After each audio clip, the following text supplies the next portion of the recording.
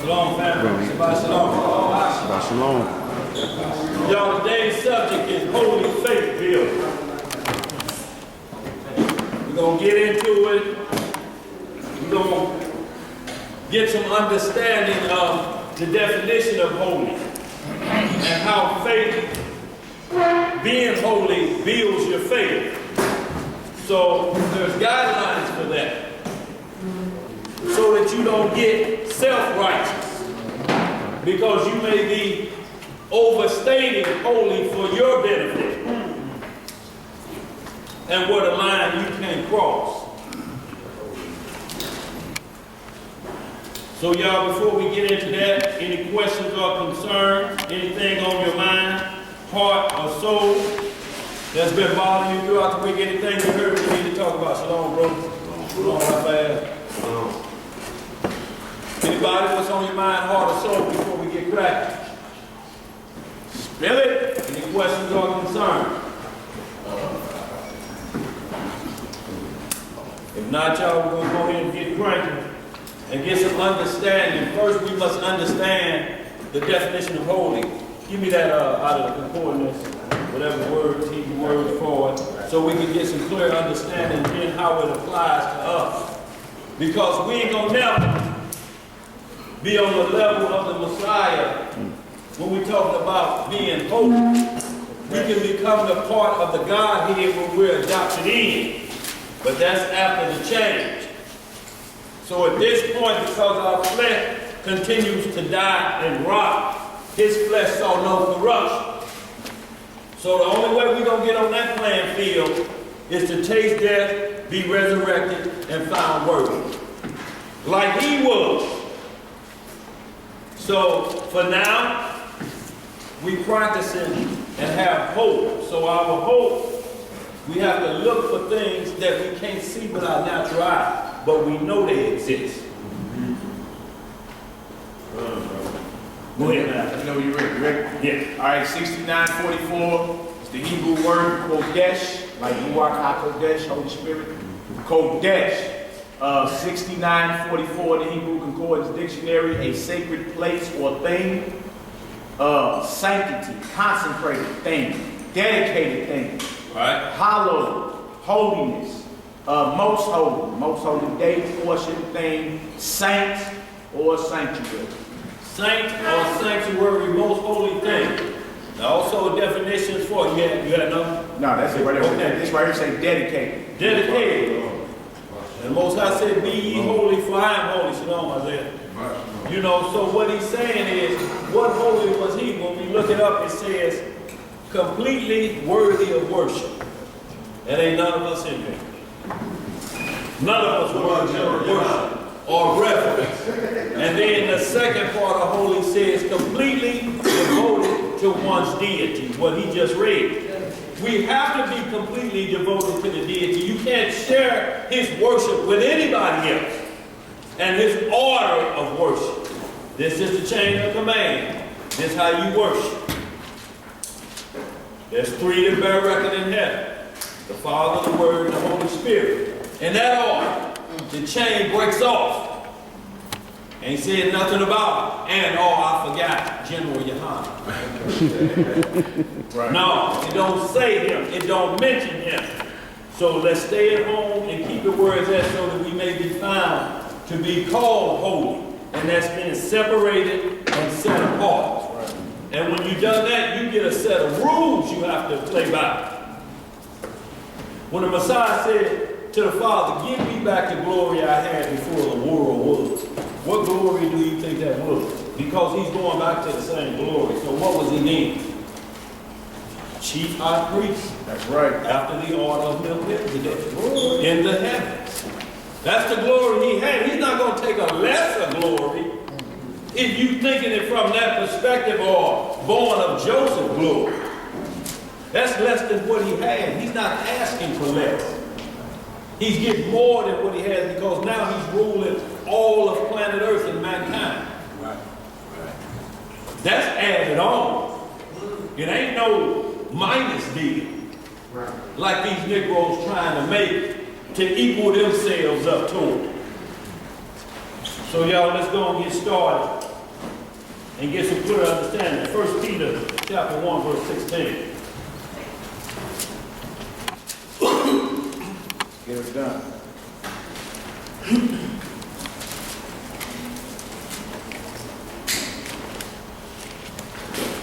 Let me know when everybody there. Dan, can you go back for it? Like 13? Yeah, we back it up, man. Book of 1 Peter, chapter 1, verse 13. Everybody there? Let's see people flip. Yes, sir. Exactly. That's the key point right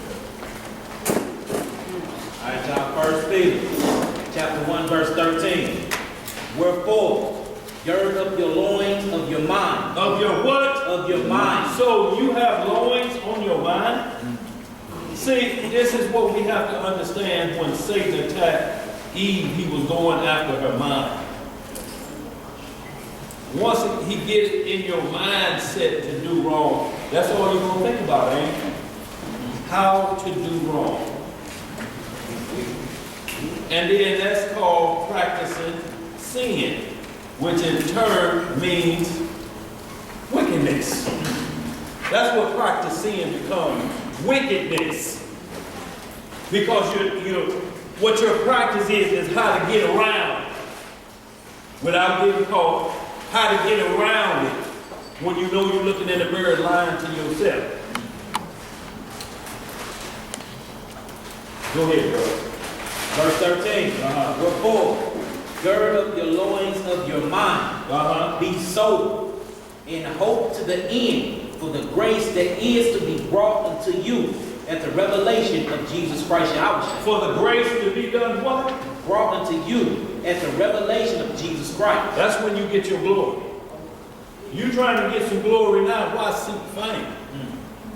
It's already washed in the blood of his name. Finished.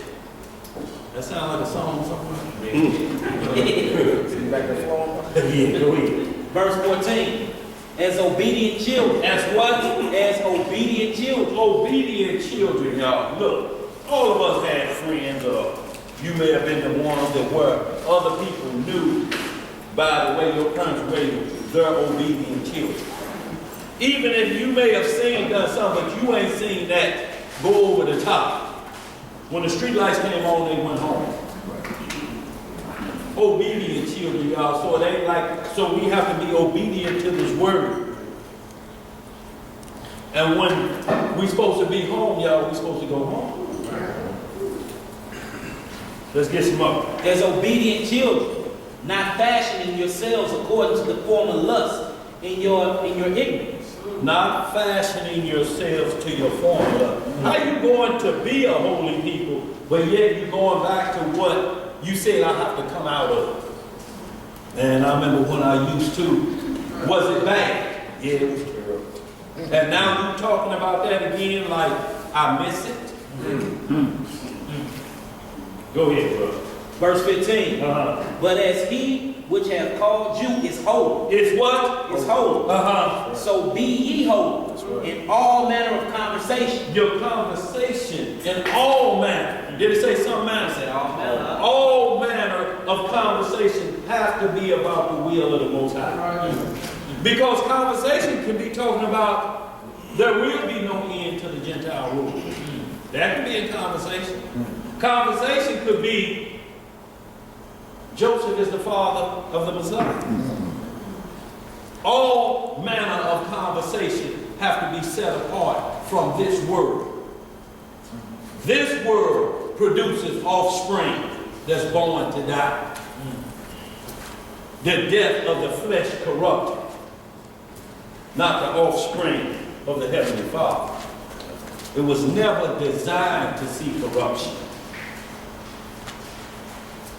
Let's get some up. Verse 16. Because it is written, be ye holy, for I am holy. So, go ahead and read that on out here. And if ye call on the Father, who without respect of person judgeth according to every man's work, pass the time of your sojourning herein fear. So, Pastor, so if you know, you already know, you done read about how he put Egypt down. You done read about the floods. You you done read about all that. You done read about Adam getting thrown out. So, pass your sojourn in here in fear, knowing that tomorrow could be my last day, or the next hour could be my last hour. And it's not a fear of being scared of the devil that you go outside, a car may be driving through some old lady at the Quick Trip hit the gas instead of the brake and plowing through the window and kills. No, we're just keeping your mindset on the kingdom and how to be in the world, but not of the world. Because you hear it. And how do I set myself apart from this world being a part of it? How did Joseph, Daniel, and all of the other brothers, Shadrach, Meshach, and Abednego, how would they in corporate Babylon maintain? And I'm talking about second in command. Let me read this right here, Daniel. Go ahead, bro. Y'all write this down. Psalms 119, verse 120. It's going into the fear. While you in there, okay, good. Psalms We'll come back 119, there. verse 120, and also verse 128. Okay. Those two right there. Psalm 119, go ahead. Yeah, they explain the fear toward the Most High. You feel me? 119 and what? 119, verse 120. 120, okay. Yes, sir, and verse 128. Okay. And Daniel always give an acronym. Fear is a false evidence appearing real. So we're not talking about that type of fear. It means like reverence, the deepest respect for the Most High. But this is David himself, Psalms 119, verse 120. It says, "My flesh trembleth for fear of thee, and I am afraid of thy judgments." See, David's mind said it trembled at the fear of the Lord. He was afraid of the judgments. Certain things you read in scripture about certain judgments that got to go around. Yeah. Like, oh, they did what? What? They bricked who? Like, but it keep you in line though. Yeah. You feel me? Verse 128 says, "Therefore I esteem all thy precepts concerning all things to be right, and I hate every false way." Right. He hated every false way. So y'all, what we have to understand, y'all, you know, there's a way to practice the gospel. It's a way to practice these words, and y'all, we have to practice them according to the rules, not according to our will or what somebody else thinks, but according to the will of the Most High, because His will be done. Now, if you don't believe that, why you saying it? If you calling on somebody else, you need to be saying His will be done, so we don't be confused, or you don't teach confusion. You had something else, Mel? That was it. Okay, go ahead, finish that up. Let me finish that up. First Peter. Yeah, let's stop at 17. Can you read? No, we can hold that. Now we're going to get to the right to the part, because it said, as it was written, "Be ye holy, for I am holy." And so we get the understanding of what holy is and its guidelines. We go to Leviticus chapter 11, verse 44. And we're going to read on down. Leviticus chapter 11. Yeah.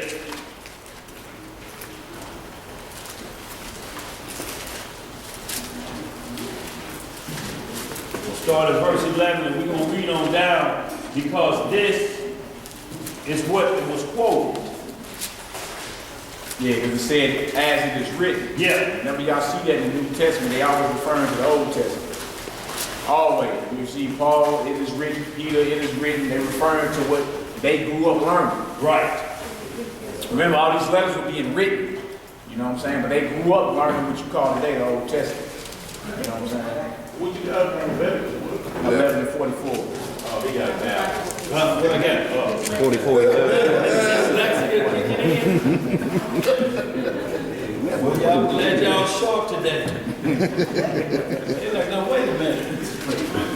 Ain't no 44 chapter.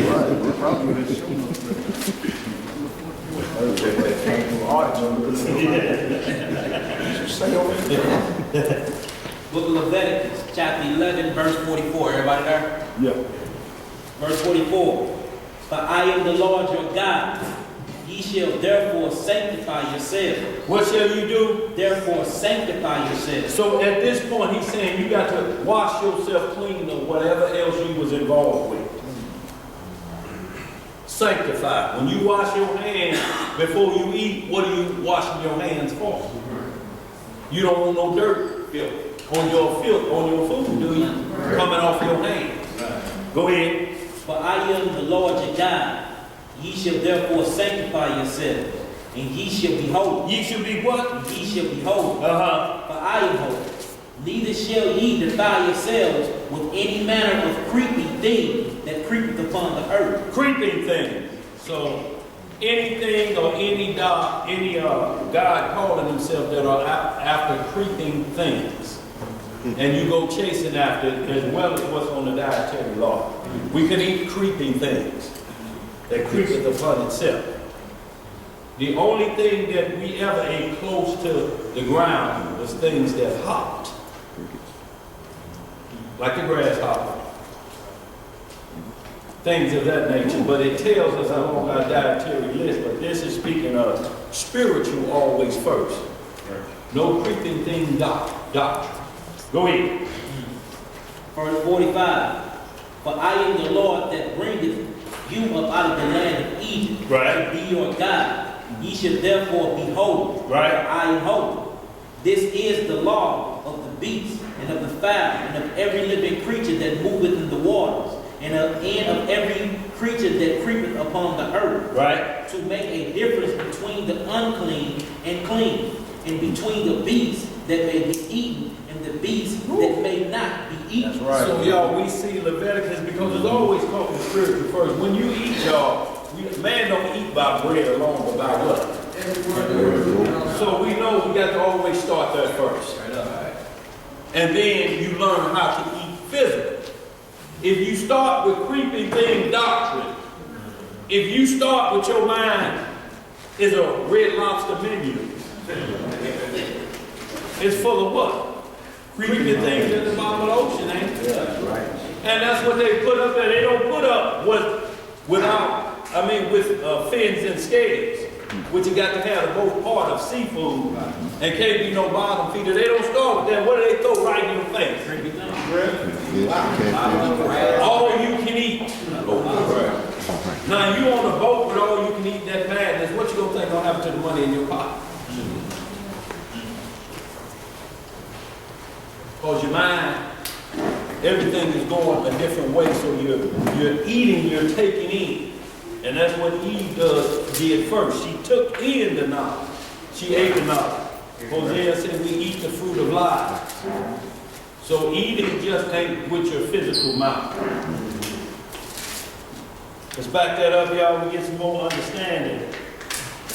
Leviticus chapter 19 is the point of being holy, where we want to establish the rules that separated us from the other nations. So y'all, we're going to read a little bit of this and get that understanding. We're going to see how it applies when the Messiah reigned and left the apostles in charge. They right. Because y'all, we got to stick with what's here. We can't go outside of here. Outside of this means you're going to be unholy, don't you? Yeah. You're going to be inclusive and not separate. Right. We say set apart, separate. Yeah. We just said separate us from the other nations. Yeah. Laws, whatever. So that it's the standard bearer. You know what I'm saying? It's to be like, okay, nah, they must all gonna be together because they over there act like this. Right. This is how they conduct and how they move. You know what I'm saying? So the laws are holy. You know what I'm saying? When acted out in this proper spirit, it makes us holy. Set That's apart. right. You know what I'm saying? Let's get it done. Leviticus 19, verse 1. Reading from the book of Leviticus, chapter 19, verse 1. Yes, sir. And Yahweh spake unto Moses, saying, Speak unto all the congregation of the children of Israel, and say unto them, Ye shall be holy, for I, the Most High, your Elohim, am holy. So we see here again where it's written.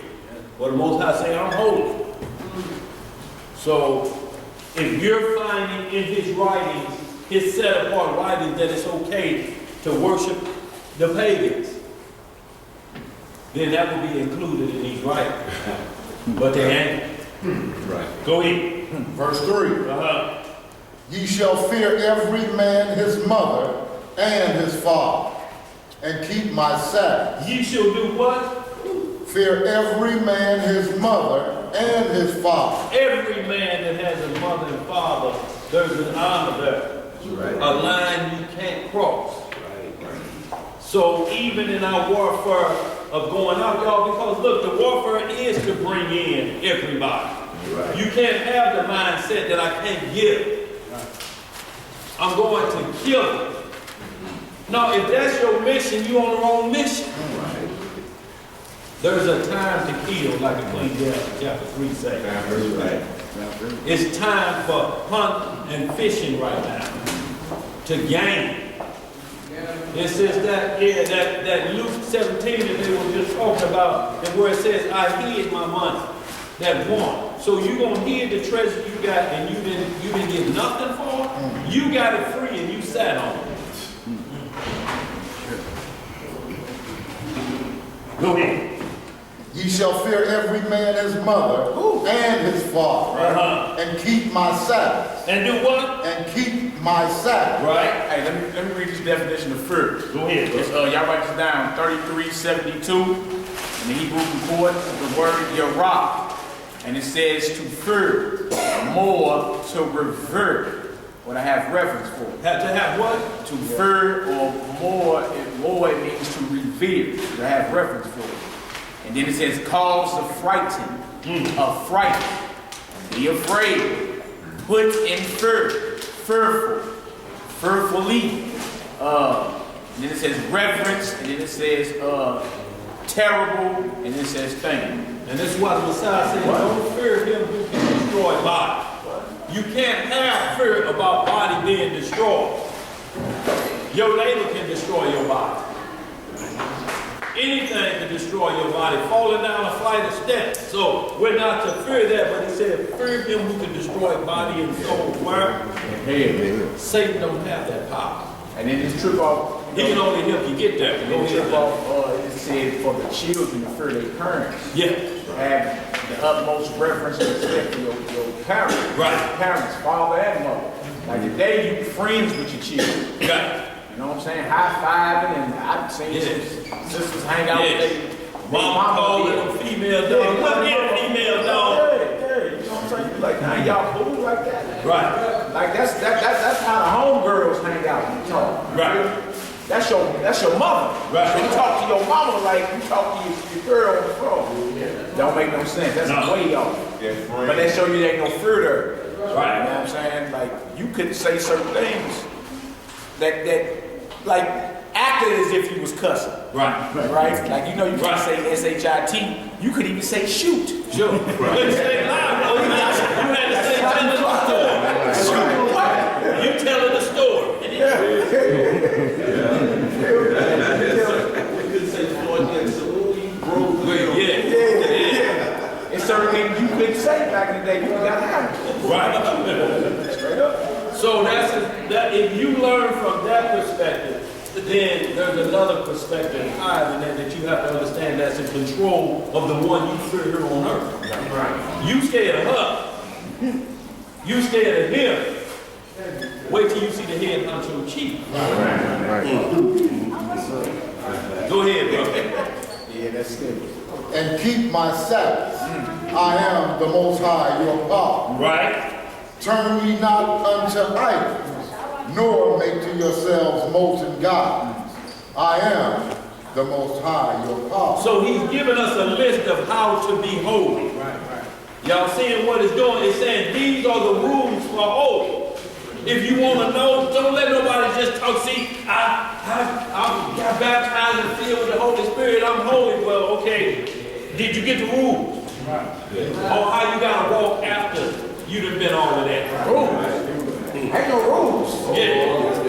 So you can make them as you go along. The more fruit you put on that hat on Sunday, it makes you topped off. Go ahead. Verse 5. And if ye offer a sacrifice of peace offerings unto Yahweh, ye shall offer it at your own will. At your own what? Will. See, y'all, these are what the Most High is talking about. We're going to get into understanding vows. When you make a peace offering with the Lord, you make that out of your own free will. You're not pressured to do what you're doing. So don't say nothing with your mouth that you're worried and have to cash that check for you. Say what you mean and mean what you say, and keep it a few words, because the Most High knows what you already need before you ask. Right. And if you know, He already know that, so most of the time you come in with personal want. Well, the rules say if you want, there's going to be a sacrifice, an afflicting of the soul. And then you really appreciate it and enjoy it. If it comes any other way, y'all know what's going to happen. We're going to be like spoiled children. And like it means absolutely nothing like we did in the Holy Land. If y'all read Ezekiel 16 and 23, we ought to be ashamed of ourselves. What we was doing on our own soil.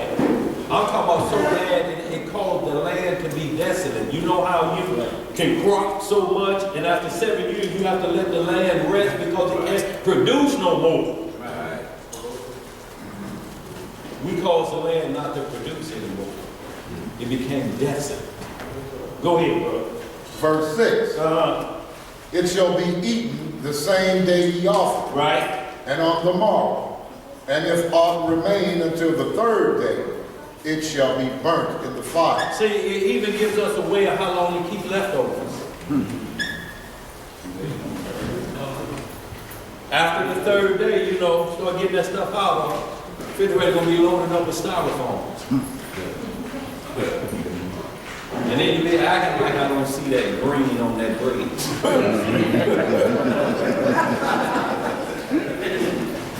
Go ahead. No, that make lettuce stay. That's mold. Go ahead. The book of Leviticus, chapter 19, verse 7. And if it be eaten at all on the third day, it is abominable. It shall not be accepted. So the Most High is just telling you when you offer any meal, you thinking different things, there's rules for how long it can last. You know. And 3 days, like the Messiah was in the earth 3 days. So y'all, there's parallels to everything he's doing for a reason. Go ahead. Therefore, everyone that eateth it shall bear his iniquity. So if you get the bubblies, you know why. Go ahead, brother. Because he hath profaned the hallowed thing of Yahweh, and that soul shall be cut off from among his people. So you see what happens when you don't obey. What happens, your stomach get a little upset. And y'all, there's nothing worse than your stomach. It's where everywhere you read in scripture it says, drink a little wine for thy stomach, for thy infirmity. When you sick in the stomach, y'all, you can't do anything. You're doubled over. Go ahead, y'all. Verse 9. And when ye reap the harvest of your land, thou shalt not wholly reap the corners of thy field, neither shalt thou gather the gleanings of thy harvest. Go ahead. And thou shalt not glean thy vineyard, neither shalt thou gather every grape of the vineyard. Thou shalt leave them for the poor and the stranger. I am Yahweh. So the Most High says no matter what you have, you got to always leave enough to give to somebody else. Why? Because he said, I left the poor for you here so that you understand how to give. You always gonna have the poor. It's a difference in a beggar and somebody that's poor. First, poor in spirit. There's always gonna be people here for you to practice the word of the Most High. The poor is right here and they begging for it. And then you go to the physical side, where the poor needs help, not the beggar. Because it says the beggar is not to be counted as a lot. It's a difference. And your hand holding out for help till times get better versus your hand shaped like a cup. Because you think I done figured out how to be. If a man don't work, he don't eat. Or I done figured that one out. Just stand with the sign. Now, some of that could be true, but the sign has to acknowledge that I'm looking to get on my feet and pay it back sevenfold. I have to give it back like I was getting it, and then you know that's a difference in poor. Somebody need to look at that Sirach so we understand that poor, that 14th chapter. About the beggars, come on. Yeah. That's 40. 14, 40, 41. Chapter 40, verse about 13. Yeah, about 30. Okay. The one that's begging, you start up around 28. Sirach chapter 40, verse 28. Rock chapter 40, verse 28. And look, y'all, yeah, Ecclesiasticus, y'all, when you understand these things and that word starts to get inside of you, you know, and you're able to call, that's what the scripture means. Look, the Holy Spirit is going to tell you where you need to go, but you have to be studied up on the matter because you can go there and still read and not know what that means. So it's not there to explain it for you. It helps you remember where you need to go to express the, you know, what you're bringing forth, the lesson that you teach. You remember or somebody else, your family recall this is where you want to go, right here. Go ahead, yo. Verse 28. Book of Sirach chapter 40, verse 28. My son, lead not a beggar's life. Hold on. Do what? My son, lead not a beggar's life. Y'all want me to put that up on the board? Let's see right what. Chapter 40, verse 28. I'll put it up on the board. 40 and 28. I'll put it up on the board. Let me get that on. See right. So y'all can see. Hold on 1 second. 28.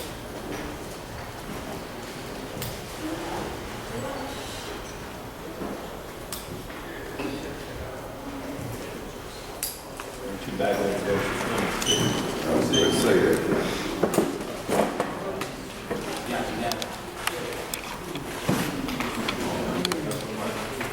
Yeah.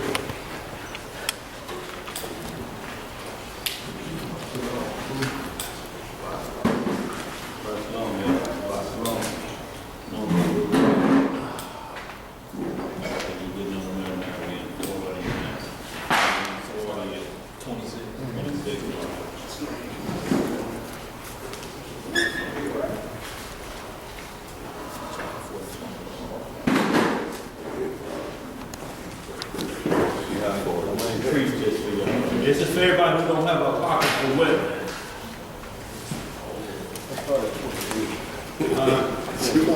23? Keep reading back. Keep going back. I know. I could just go in.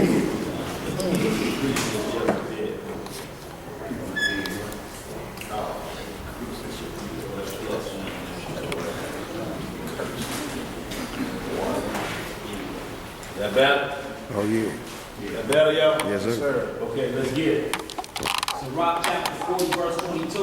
What it say? Now I desire favor and beauty, but more than both, corn will, it is green. A friend and companion never meet amiss, but above both is a wife with her husband. So a friend and companion never meet amiss, meaning that wasn't happenstance.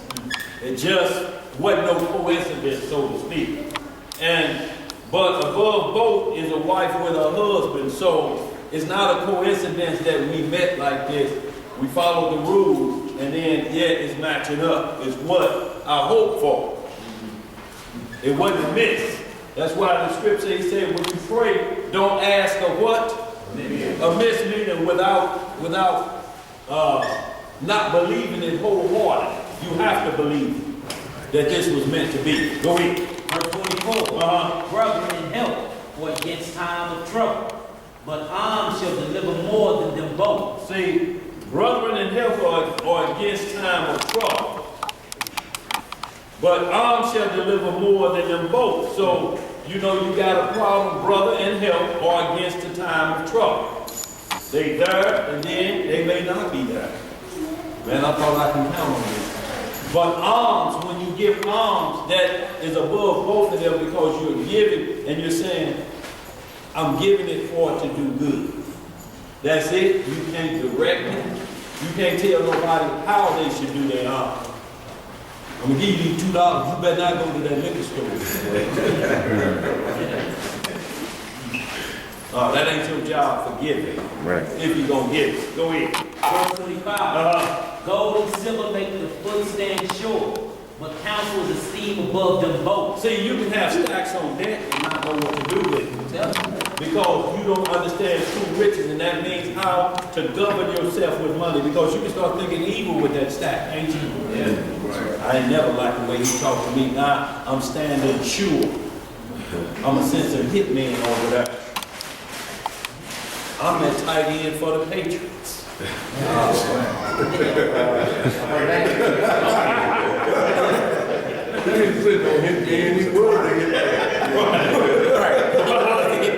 After bubble butt, rapping the core and everything. Silly.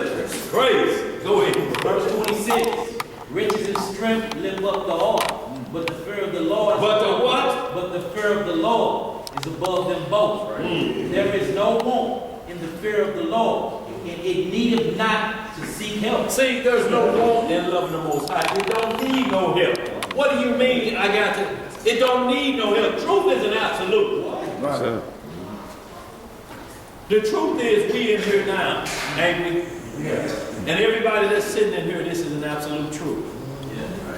We wouldn't have to lie about this to nobody. Unless somebody asks you to lie about it, then you got to tell them, no, I can't say that. Say I was over there when I was here. No, I can't say you was over there if it comes down to it. I got to say you was here. Go ahead. Verse 27. Uh-huh. The fear of the Lord is a fruitful God. What kind of Lord? Is a fruitful God. So why would you be scared of anything else? Bread that don't satisfy. Go ahead. And covered him above all glory. My son, lead not a beggar's life. Leave not what kind of A life? beggar's life. Right? For better it is to die than to beg. Better it is to die to the big. Now, does this, where do we draw the line in poor and why was the storehouse created? For the widows and the father. You're going to face time and trouble in this land when the money may go short, something may happen. Take all of your wealth and tomorrow you in the soup line. So the Most High left the poor with us so we never forget about where we could be in the next hour, the next morning. Because if they change order, and they always do 2 or 3 o'clock in the morning, when we wake up, they can say, the phone be ringing off the hook. Hey, y'all heard money ain't no more good, it's flying down the street. And you look out the window and see it flying down the street. What you going out there to gather for what?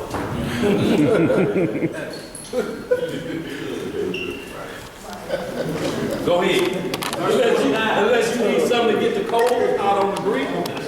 Because that's all it's going to be worth. Yeah. Instead of newspaper, you be throwing a Franklin or a Grant on there. Ain't worth nothing. Go ahead. Verse 49. Like him that dependeth on another man's table is not to be counted for a life. See, the life of him that counted on another man's table. This is where it's saying it becomes begging. Because you're counting on it, you know. And you're trying to live your life count on another man's table. We get paid Friday. Right. We get back. It's what got me going. When the old gal came home, my mom, tired, and I can see that fried glad that we over walk on her when she pulled up. And got out the car walking slow like that. And I'm sitting on the porch waiting. Had my evening plans. Yeah, she get up there, I say, G, can you let me hold a little change until I get my army check? That army check was spent a week ago. Every Friday at 5 o'clock. Yes, sir. And she said, boy, I ain't got no money there. And I don't know what, it had to be an evil spirit. Said, ask her, go ahead and tell her. Did you get paid today? Y'all, it was ugly. Boy, she looked at me, boy, like she was sucking on lemons with a vinegar chase. She said, I tell you what, if you ever in your life fix your mouth to tell me about my money. Boy, she said, I tell you what, matter of fact, come Monday, you better be working somewhere. I don't care where it's at, waiting on that army checking the reserve, somewhere.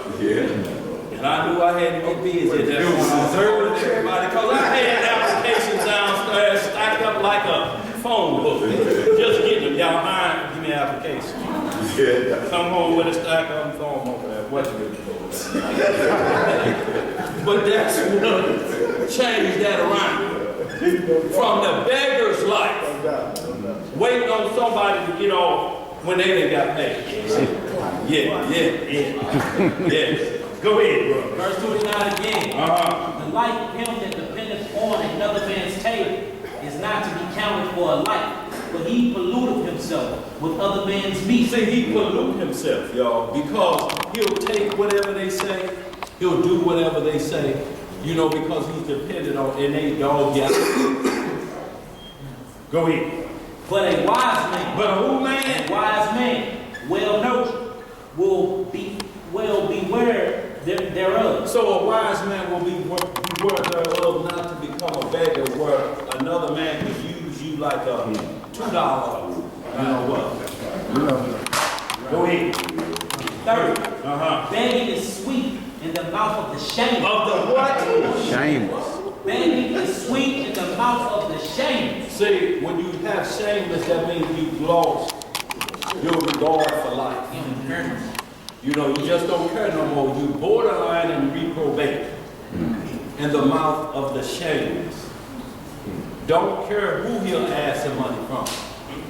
Little shorty's back there. I seen your mama give you a quarter. Let him have that quarter. Let me get to the box. Shameless at that point. And because you didn't heard us, well, I know you ain't asking this baby for 8 I'm gonna give it back to him. Hey, man. Begging is sweet in the mouth of the shameless, but in his belly there shall burn a fire. And it's gonna burn a fire, y'all, because you always, every day, because what it make then, now you got to start how to scheme. You know what I'm saying? How to ask for things and make people think you mean the real deal. So with that comes a lot of lying. And a lot of still is just tell what you mean, the vow from your mouth. Then we're gonna get into, man, I'm on hard time. But as the Lord give me breath in my body and I get back up on my feet, bro, you'll hear back from me. And then it's your job to only give him what you can afford to lose. Some of us, that's zero. Some of us just say, well, I'll make a sacrifice in those shoes I want to get, I'll put them off for 3 more weeks and let him have this. But there's going to be a sacrifice, but you cannot give and make threats about what you're giving out to somebody. At that point, if you're making threats, they're bad. If you have to make threats. Nigga, I have a 20 back Friday and see what's gonna happen. Don't tap it and see what's gonna happen. How you gonna give like that with threats? Yeah, you talking to him like that because you know he ain't gonna happen. Right. Right. Or you give it away, no, Right. he ain't gonna happen. We can hold it up, bro, and get right back to the script. 19. Yeah. So y'all, we want to just go there to give you some understanding of the difference in poor, because you're going to fall on hard times sooner or later. It's designed for that. If you don't, this world is going to fall into hard times. So, right. Brexit thing, the EU, and United Kingdom just pulled them out of the EU, right? And that affected world markets like within 48 hours. Everything was like $1 trillion was for that first day, or 2 it trillion. was like 2 trillion the first day. And like by the time it got opened, by the time Monday came around, 'cause it happened last Friday. By the time Monday came around, they lost trillions, man. Like unreal, off one nation pulling up out of the EU. World markets across the world, because it's all interconnected. You feel me? So you got the signs that it's coming, the economic collapse and all that. You said what? Yeah, that's what I'm saying. Because Friday, and then, they closed down business Saturday and Sunday, so then they knew once the market's over Monday, it's a problem. Go ahead, the European Union. So you got, if you look at the old map of the old Roman Empire, you'll see the European Union is a rehash of the old Roman Empire. Right? So you basically living in Rome all over again. Senates, they had a Senate in Rome, you got the Senate here, they had Capitol, Lion Hill, where they made all their legislation, you got Capitol Hill here. Apion's Way, the main road that was going through Rome or whatever, Highway 66 here, all the extra parallels that's going on. And you'll see they had a two-caste party system, the plebeians and patricians. Here you got the Democrats and Republicans. They wore blue and red as well. You feel me? You're seeing that what was going on then is going on now. Right. You feel me? So that's all you're seeing. You're seeing the nations falling apart. You feel me? And how everything is connected. So they come in with the cashless society, and they'll be coming with that RFID chip to go up in as a mandate. It's happening now, but you said what, bro? Think about the chip on the mainstream media, 245. Yeah. Y'all, it's gonna be right before our face, y'all, and we comfortable with eating. Y'all, that's why we got to learn, we got the day coming up every year, once a year, how to cleanse your body of sin for that, what you had on you up to that point, and how to eat spiritually for one day. Think about that. Your temple is being cleansed because you're getting rid of sin, plus you're fasting, afflicting the soul. That day you should be clearing out. It should be swept and gone as your house. At that point. It's getting you prepared for so that we don't die wanting to eat one morsel of meat. Y'all, we're going to have to get ready for this spiritually, mentally. That's why I said you start off in your mind. That's your heart first. That's your mental heart. And then it goes down to the fleshly heart. And that's what makes you vibrate, because now it's living within you, within that breastplate of righteousness. Now that's the breastplate of righteousness, but it got to start here first and make its way down. Go ahead, brother. Where you at? We're in the book of Leviticus, chapter 19, verse 11. What it say now? It says, ye shall not steal. You should not do what? You shall not steal. Go ahead. Neither deal falsely, neither lie one to another. See, stealing is if you, like you say, a beggar is a thief. Because he's asking for something he know he can't get back. Or he'll just ask, man, give me $2. He won't say, man, loan me $2. Man, give me $2. And when you like, man, what? I say, man, give me them $2. Oh, you wanted that back? Oh, if I'd have known you wanted them $2 back, I would have. Read some up. Verse 12. And ye shall not swear by my name falsely, neither shalt thou profane the name of thy power. I am the Most High. See how swear and the power is always together? Why we're told not to swear? Because if you swear on the Lord, you asking for trouble. And you figure the only reason you invoke the Lord's name is you're trying to convince them that I'm truthful at this point. Now you ain't talked about the Lord, ain't did nothing to you. And now you invoking his name with your hand shaped like a cup. I swear for living God. Let's get a little bit more of that to understand swearing or oath. We're going to come right back to this Leviticus because it's our chapter. Oh, where you at in Leviticus, and we're just going to hit a couple quick understanding of vows. And what this is what the Most High said 3 times a day. Morning, noon, and evening, you should go in your closet and pray. 3 times a day. You should do that. Because that's your private time to talk to the Father, and that's the time you need to be holy in that hour. When you go those 3 times a day. It keeps your focus on what you're doing. Because you won't be into so much wickedness when you know prayer time coming up. Right. You ain't lying. Go ahead, bro. Let's go to Ecclesiastes chapter 5. Oh, we got a question right Who here. got a question? Go ahead. I got it set up in my phone to pray at 9 o'clock in the morning, 3 in the afternoon, and 9 at night, every day. Yeah. If it's mandatory, then I still pray throughout the day. That's good. Good. Like say mornings, if we use the clock 6, 12, and 6 again, or right before sundown, because that's a new day. So it always will call the evening prayer. You ever see that? You see that all throughout the scripture. Not the going into the next day prayer, the prayer before the next day. And you get that time clock. The street lights come on. What you got, brother? Huh? Okay, we need y'all. Y'all know how we got to do the rotation out there. We got the monitor out there. So y'all hear the class. We just need a soldier to rotate at the door.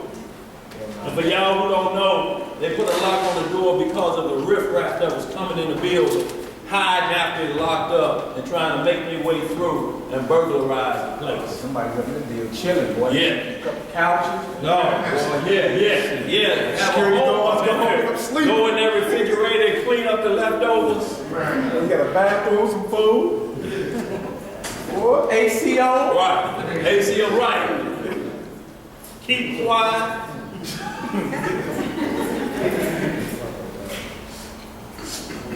You know how I go tell somebody and they mess it up. But what they did, y'all, they stayed in overnight, crawled into the auto shop over there and cleaned them out. You know, so it's on lockdown from that perspective. So we have a monitor system up there that Duell hooked up. It's high tech, y'all, but it ain't nothing but a baby monitor. 1,000-mile range, y'all don't know what it is. I said, it means in the future up there. But it's just a baby monitor with 1,000 feet range. It was 1,000 miles. Hebrew Duell said, man, what about that? I said, that'll work perfect. So you hear the class while you up there. You know, but we want to make sure we rotate out. And y'all, we want to get on a pattern that when we watch the clock and we know who's at the door. If they've been out there an hour, it's not a, can I get somebody to go? If you ain't been, you ain't missing no class. Because you're going to see it on the rebroadcast and you're going to still be able to hear it. But we got to know who coming down the steps because we're responsible for who come through them doors at that point. That's right. Okay, go ahead. Going out. Okay, we're going to Ecclesiastes chapter 5 in the Bible, verses 4. We're going to hit a couple vow understanding and what happens when you do your 3 times a day. See, your 3 times a day, it said who you talking to? The Father one-on-one, ain't it? So that's where you making all of your commitments to. At that point, that's why he said, go in your closet and shut the door. And when you have shut the door, then speak to the Father. So no man can hear you. You can't be praying with you up against the door so everybody in the other room can hear you. Right. And I want to just thank you. So that everybody knows that I am a servant of yours. And I obey your will. You ain't fooling nobody but yourself. Go ahead, bro. Start verse 4. Ecclesiastes chapter 5, verse 4. Unless you want to back it up. We're in the book of Ecclesiastes, chapter 5, Right after Proverbs, yeah. verse 1. Keep thy foot when thou goest to the house of Yah. What you got to do? Keep thy foot. What does that mean, y'all, when you keep your foot? What? Say it again. Don't get caught slipping. When you come to the house of the Lord, when you come to prayer, don't be caught slipping. So you don't come and start praying or asking the Father about something, and you think He ain't got a clue about what you was into, because you was dreaming. But you know, dreaming is the subconscious mind. It's what separates you first. You separate yourself and become a living sacrifice. That's why we read in there about the sacrifice. First, in Leviticus, the first part of Leviticus, we read 11. That's why you have to become a living sacrifice. So you can't come to the altar with your fingers crossed behind your back and you asking the Lord, you praying. And Lord, I just want to tell you that it's you and your fingers crossed behind your back. You playing Russian roulette. Go ahead. Keep thy foot when thou goest to the house of Yah, Right? and be more ready to hear. Be ready to do what? To hear. Uh-huh. Than to give the sacrifice of fools, for they consider not that they do evil. Be not rash with thy mouth, and let not thine heart be hasty to utter anything before the Most High. So this is telling you, guard your what? Real. Guard your breath. Every idle word gonna be called into play. Yo, we shouldn't have to correct you, but you'll see some Hebrews when you're talking about the script and they mess around and say a word from their past. They should say, Lord, forgive me, bro. I didn't mean to say it like that, but you know, man, because this dung, man, this dung. Wait a minute. But we saying the other word. And you talking about the script? You have to catch yourself. I shouldn't catch you. Wait a minute. This can't be compared to your cool talk. Man, you see this dumb one. I'm talking this dumb. There's somebody saying they S-H-I-T, they GD Bible. Right. Brother was saying that one time. Like, man, you heard what you said? You said your GD Bible. Right. Not your blessed Bible, but your Right. damn Bible. Right. You might want to watch that, brother. And you heard one part of Moses here holler, boy, I was so mad, God's righteous. Heaven, yeah. Heaven, yeah. So, right. Heaven, yeah. Hell no.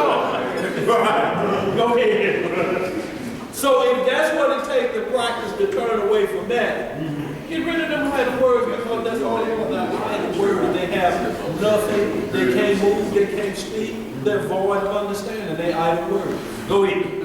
For Yah is in heaven, and thou upon earth. Where are we? Upon earth. Is this the same as Isaiah 55:8-9? Or your thoughts are not my thoughts? Right. My ways are not yours. As high as the heaven is from the earth, my ways are higher than yours. So how do we think we're thinking for the Lord? Now the Lord knows my heart. Oh, so you think you know it is.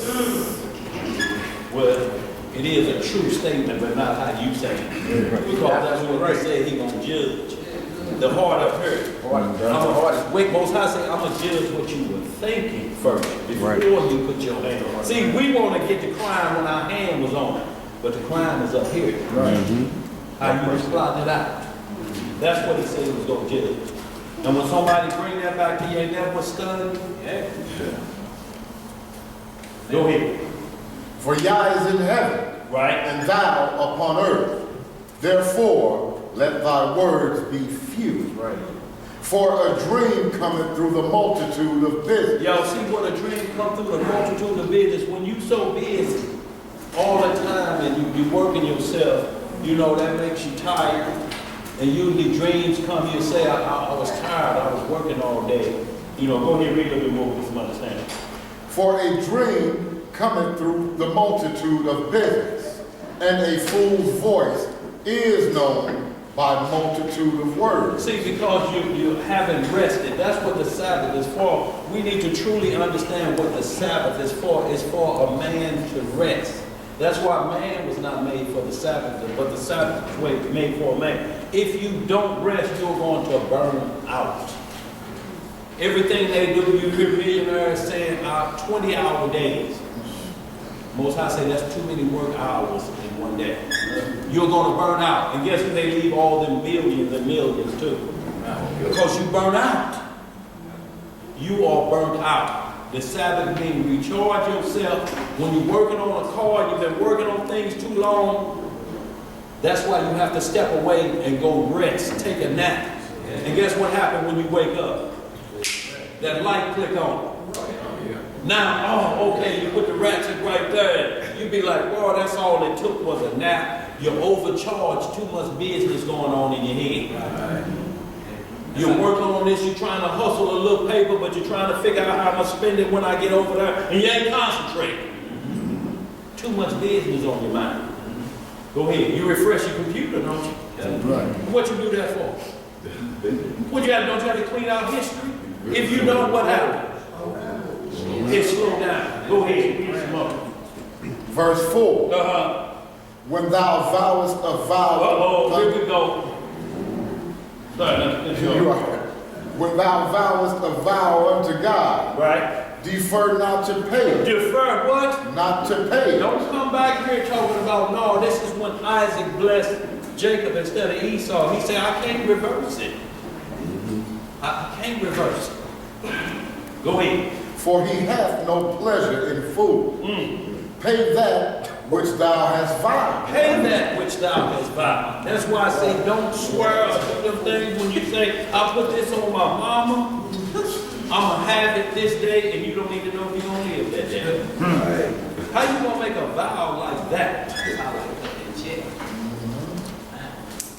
Go ahead and read verse 5. Better is it that thou shouldest not vow, than that thou shouldest vow and not pay. Go ahead.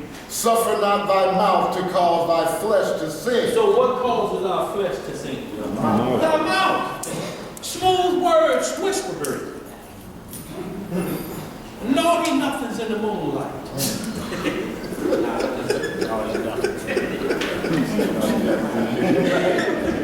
Go ahead. Neither say thou before the angel that it was an error. Wherefore should God be angry at thy voice and destroy the work of thine hand? This is what Sarah did when she laughed. Angel said, I know you ain't snickering, are you? I didn't laugh. I didn't laugh. Angel said, you laughed. And that's what Isaac means, laughter. So she keep a reminder. Y'all need to be reminders, y'all, when you vow a vow. Go ahead, we'll read that last one. For in the multitude of dreams and many words there are also divers vanities. But fear thou the Most High. So I want you to read down to here. Okay. Read down to King. Okay. Okay. If thou seest the oppression of the poor, and violent perverting of judgment, and justice in a province, marvel not at the matter. Don't marvel at me. For he that is higher than the highest regardeth, and there be higher than they. Yes, sir. Moreover, the profit of the earth is for all. The king himself is served by the feast. So when you see it like when it said marvel not at that, look, you can have what anything anybody else has if you do it the right way. That's how the king got in that place, unless they put him in there illegally. But we have to be careful because most I set up kings for a certain reason, and I have them walk down low to see if they're going to be obedient cheerleaders. Go ahead. Verse 10. He that loveth silver shall not be satisfied with silver, Right. nor he that loveth abundance with increase.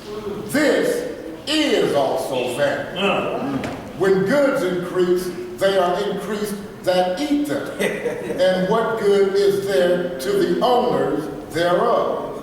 Saving and beholding of them with their eyes. So we see that like you keep stacking paper for what? If you're getting it illegal. If you're a drug dealer. And some of us have been in the profession of chemical entrepreneurs. But you know you can keep stacking paper, but you stacking faster than you can eat and spend because you can only spend what can't be taxed or traced. So now it's stacking up, but you're limited to what's piling up. It's just piling up. And guess what's gonna happen when your foot slip? It's gonna be left for the FDA to divvy up for new cars or whatever else, and you're gonna go in, out broke, and just tell stories of what you used to be like on the block. Man, I had 24s on that cutlass, and I would ride around Coke Green and circle, use it, and come back through. They thought I was done. You just in a 1 block radius. Because you dare not take that out of Chesterfield. Go ahead. Verse 12. Yeah, boy. Here it comes again. Verse 12. The sleep of a laboring man is sweet, whether he eat little or much. But the abundance of the rich will not suffer him to sleep. Look, this is what it's saying. An 8-hour gig, when you come home, it's sweet sleep because you done earned what we call an honest living. You ain't got to worry about nobody knocking on the door where mine's at. You done earned, so your sleep is sweet because you done work. So now you do recharge the body, now you're ready to rest the body for the next day. So your sleep is sweet. But not you just trying to stop. You got worry now. Is anybody gonna break in? Anybody gonna do this? I'ma still try to live down on Coke Radio with 50 million. You gonna have, like them bars covering air conditioners, they will be covering the whole house.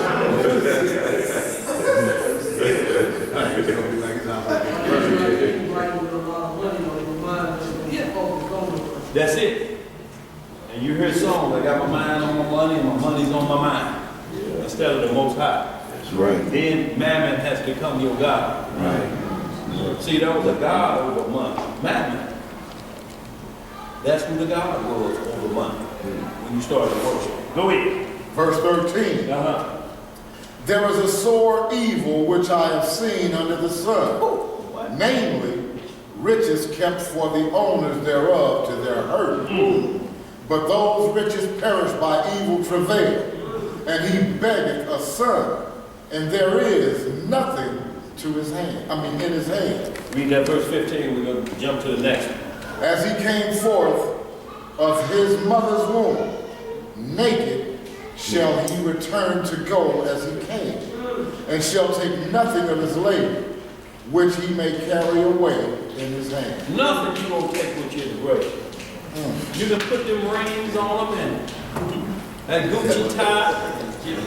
But if you go to the American Veterans Hall, you probably gonna see the grave diggers in that outfit. His rings on. You think they gonna put him in there with all that on? You laying up there like this, smiling. Boy, they gonna put up them boxing fingers, gonna be like this. Boy, they just violent and snatch them off.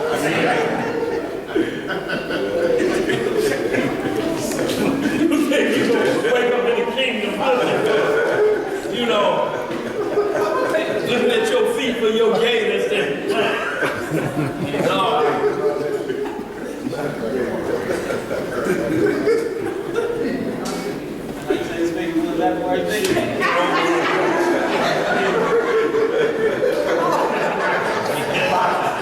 Go ahead. Boy. Was that 15? No, we're good at that. So y'all, we're going to get there. We're going to go right to Deuteronomy 23, 21. We're going to hit a couple of these so we understand the vows to the Lord, what you do in that closet 3 times a day. When you say I'm talking to you, you got to say if it be thy will. So what you're saying is if what you're asking for don't happen, either you got work to do or you're being tried or no. And you ask why? Because I said no. You can't do that. Right. That's what the Egyptians do. No, you can't have that. That's what the Hittites seek after.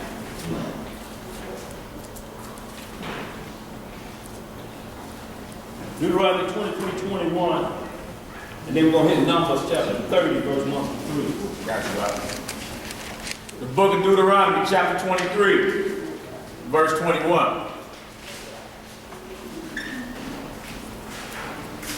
Are we looking? We good? All right, Deuteronomy, chapter 23, verse 21. When thou shalt vow a vow unto the Most High, your God, thou shalt not slack to pay it. Yahweh thy Elohim will surely require it of thee, and it would be sin in thee. It would be what? And it would be sin in thee. See, y'all, so that's why we should not suffer our mouth to sin. Look, say I affirm. Bro, look, man, I'm telling you, man, that the Lord have breath in my body, man. I'm going to try to do that if this works. Look, if he say no, he going to say no anyway, but you can't trick nobody like that. Then we going to know it's bad. Right.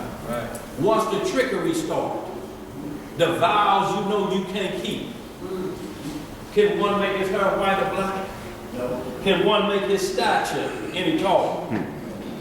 I done dreamed of winning dunk contest. When I woke up, just a dream, man.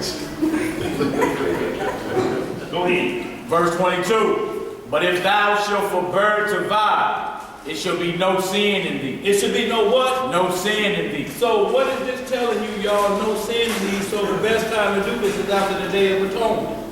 Or anytime one chooses to fast and cleanse himself. This is why certain demons had to be cast out after fasting and prayer. There could be no sin found in you. So whatever you ain't repented from, you got to get that out and then attack these supernatural powerful demons that's out here. You come with them short and you still got some lingering on leavening in you, they gonna play right on that. Go ahead, bro. Verse 23. That which is gone out of thy lips, thou shalt keep and perform. Even a free will offering according as thou hast vowed to Yahweh thy Elohim. See, even a free will offer. If you say you're gonna do it, do it. And I'm talking about with a free will, you done got a little extra paper. And you done made your mouth say, I'm gonna get this to over there. And then you start thinking later on when you start finding excuses why you gonna do it. Most High say you should have just kept it to yourself. Go ahead. Is that it? Which thou hast promised with thy mouth. That thou hast promised with thy mouth. Y'all, when you say I promise, it's a solemn vow. They swear. So in the Old Testament and the New Testament, it says swear not. Unless you plan on keeping it, your word is your vow. That's all we had, y'all, to go off of. My word. Go ahead. You finish that? Read it. All right, we're going to go back to verse 18. Okay. I'll start at 17. 17 and 18. It says, there shall be no whore of the daughters of Israel, Right. nor a sodomite of the sons of Israel. Right. Thou shalt not bring the hire of a whore or the price of a dog into the house of Yah, thy Elohim, for any vow. For even both these are abomination unto the Most High, your God. The hire of a whore or the price of a dog. And this is where Can't the no term, pimp, can't no right? pimp come in there. No, can't no pimp. This is where women, right? You get the term where you start calling a man a dog. These were temple prostitutes and male whores. So you can't bring the price of that up into the Most High God. You're making your living off of ill-gotten gain. And that's where, you know, you hear the term dog from, man that has many women with bad behavior. Let me say it like that. And they're just doing what they do. And the whore is a practicing part. She's gone on, moved from here to now. I like the way I get this on Tuesday from Hank, and this on Thursday from her, and this on Saturday from Rufus. Let's know when somebody paid it, man. Yeah. Don't we get paid? Right. But look, they got you to the point where you begging more than them. Yeah. It's crazy. Because it says in Proverbs when it talks about that, there's no bloodshed that had been for what we're saying, intercourse without marriage involved. It's a level of fornication, but when we talk about crimes against it, for one to be punished for it, unless they were married, we see punishment handed down. But the other, it just keeps warning a man, it's a wealth taker. It's a wealth taker. It's a wealth taker. You're going to wish you was married when you get through paying like this, because you got to pay for secret. You got to pay for yours and for my light's going to get cut off. It's a wealth taker. Because you're paying high dollars because you don't want to be seen. Now let me read this right here. This the same. It's out the scriptures, Institute for Scripture Research. Got all the Hebrew names in it, right? Yeah. Now sure about this right here. Same verse, Deuteronomy 23, 17 and 18. It says, none of the daughters of Yisrael is to be a coat prostitute, nor any of the sons of Yisrael be a coat prostitute. See, and that's what we talking about. Kanye and Kim are co-prostitutes, and I'm not slandering them. I'm saying they got a photo with them laying in the bed now, and all of their partners are different things that are made out of mannequins. Have y'all seen that? Yeah, I've seen that. More and more bestiality. More and more bestiality, and what she's doing is now it's the flesh tone undergoing, and so you looking at her like she's naked, but she's married to him, and they're married to the industry. So they're whores and prostitutes of the industry. That's what was going on in Corinth. Yeah. And this is what Paul was saying. He said you can't be married to a wife and then have a harlot on the side and say, this is my wife, and she got 3 other men. Those other men come to your house. You got a threesome going on. You say co-prostitute. Yeah, go ahead. This verse 18 says, do not bring the harlot fee of a whore or the pay of a dog to the house of Yah, your Elohim, for any vowed offering. For both of these are an abomination to Yahweh, your Elohim. You think you're going to put stacks in the offering plate? Yeah, that's what And you, from heroin sales, and you drop them stacks in there? Frank Lucas just did. Yeah, ain't gonna work. So we finished that up on the Deuteronomy. Numbers 30, verse 1 through 3. No doubt. The book of Numbers, chapter 30.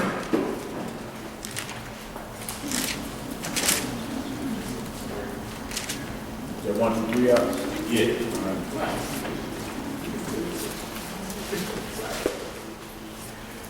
Anybody got any questions so far? Any questions or concerns? What we're going over? So you understand that what we're setting up is how to be holy.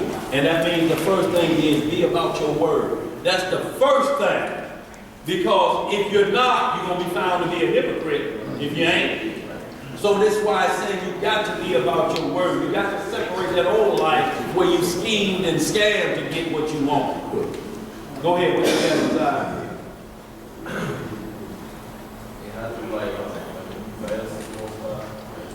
Speak up a little louder. Like when you fast to the Most High, what's the other part? You have to fast that whole day? No, you can fast. It's your choice. See, that's why they say a free will offer. Even if you do a free will, if you say, I'm going to do 12 hours today, I believe I can do 12. And you start looking at your watch at 9 hours and 13 seconds, it's a problem. You're ready to break your vow at that point.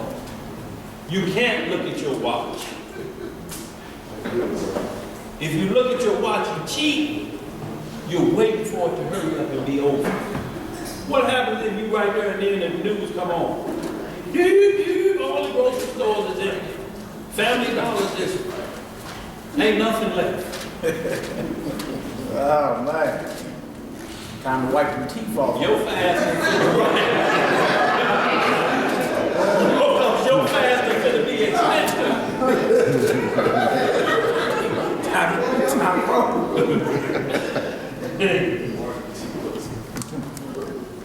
Where we at? Numbers 31. When he wrote the scripture for fasting, you got them, don't you? Matthew 6. Yeah. Matthew chapter 6. Yeah, you get the scripture for fasting. Matthew 6, verse 16 through 18. And then Isaiah, it's a good one in Isaiah chapter 58. Yeah, it's a good one in Isaiah chapter 58. And y'all, these are talking about afflicting the soul. It's your soul. And when you're afflicting your soul, you don't want nobody else to know what you're going through. You know, because if you show somebody what you're going through, you're trying to ask for help or you cheat. You like you want them to go and start telling the Lord, and even if he attempts to fall off, have his back, Lord. Don't tell nobody what you do. He attempt to fall off. Yes. Go ahead. All right, we're in the book of Numbers chapter 30. Book of Numbers chapter 30, verse 1. And Moshe spake unto the heads of the tribes concerning the children of Israel, saying, this is the thing which Yah hath commanded. If a man vow a vow unto Yah, or swear an oath to bind his soul with a bond. To swear an oath to bind his soul. Y'all, when we talk about, when you read in the scripture where it say a man can either bind his soul, he's free on earth, or he can release in. Y'all, when you're binding oaths, y'all, you're playing with your soul. Shalom, y'all. You playing with your soul, y'all. You just can't play with it like it's Russian roulette. Like it don't mean nothing, like my soul that it has no value. When the Most High telling you the soul is the richest piece of anything on planet Earth under creation. More than any rubies or gold, it's the soul. Go ahead, bro. I was watching this show called Supernatural. Yeah. These two white boys called Sam and Dean Winchester, and they go over a lot of stuff like this. There was this particular episode where they was trying to buy something, and he had to buy it from this thing called Purgatory and Hell, where everybody was putting forth things to buy. Some person offered him the moon, some person offered him the sun, the galaxy, two virgins, but this lady, she was poor. She offered her soul. He said, I don't want nothing nobody else got. This is the most priceless thing you can ever give me. You know what I'm saying? He just said it too, so it just made me think about that. Right, and that's not no man's imagination. He knew what he was reading. He knew the flip side of that, what that would gain. I'm going to get rich if I get souls. Look, all of these people that are leading astray, how are they becoming rich? All for gullible souls, ain't it? Go ahead, read some more, man. If a man vow a vow unto the Most High Yah, or swear an oath to bind his soul with a bond, he shall not break his word. He shall do according to all that proceedeth out of his mouth. Verse 3. If a woman also vow a vow unto the Most High, and bind herself by a bond, being in her father's house in her youth, and her father heard her vow and her bond wherewith she hath bound her soul, and her father shall hold his peace at her, then all her vows shall stand, and every bond wherewith she hath bound her soul shall stand. And see, and this is why husband couldn't prostitute their daughter. Because if you allow them things to happen, those vows stand. And there was nothing worse than getting that name in Israel.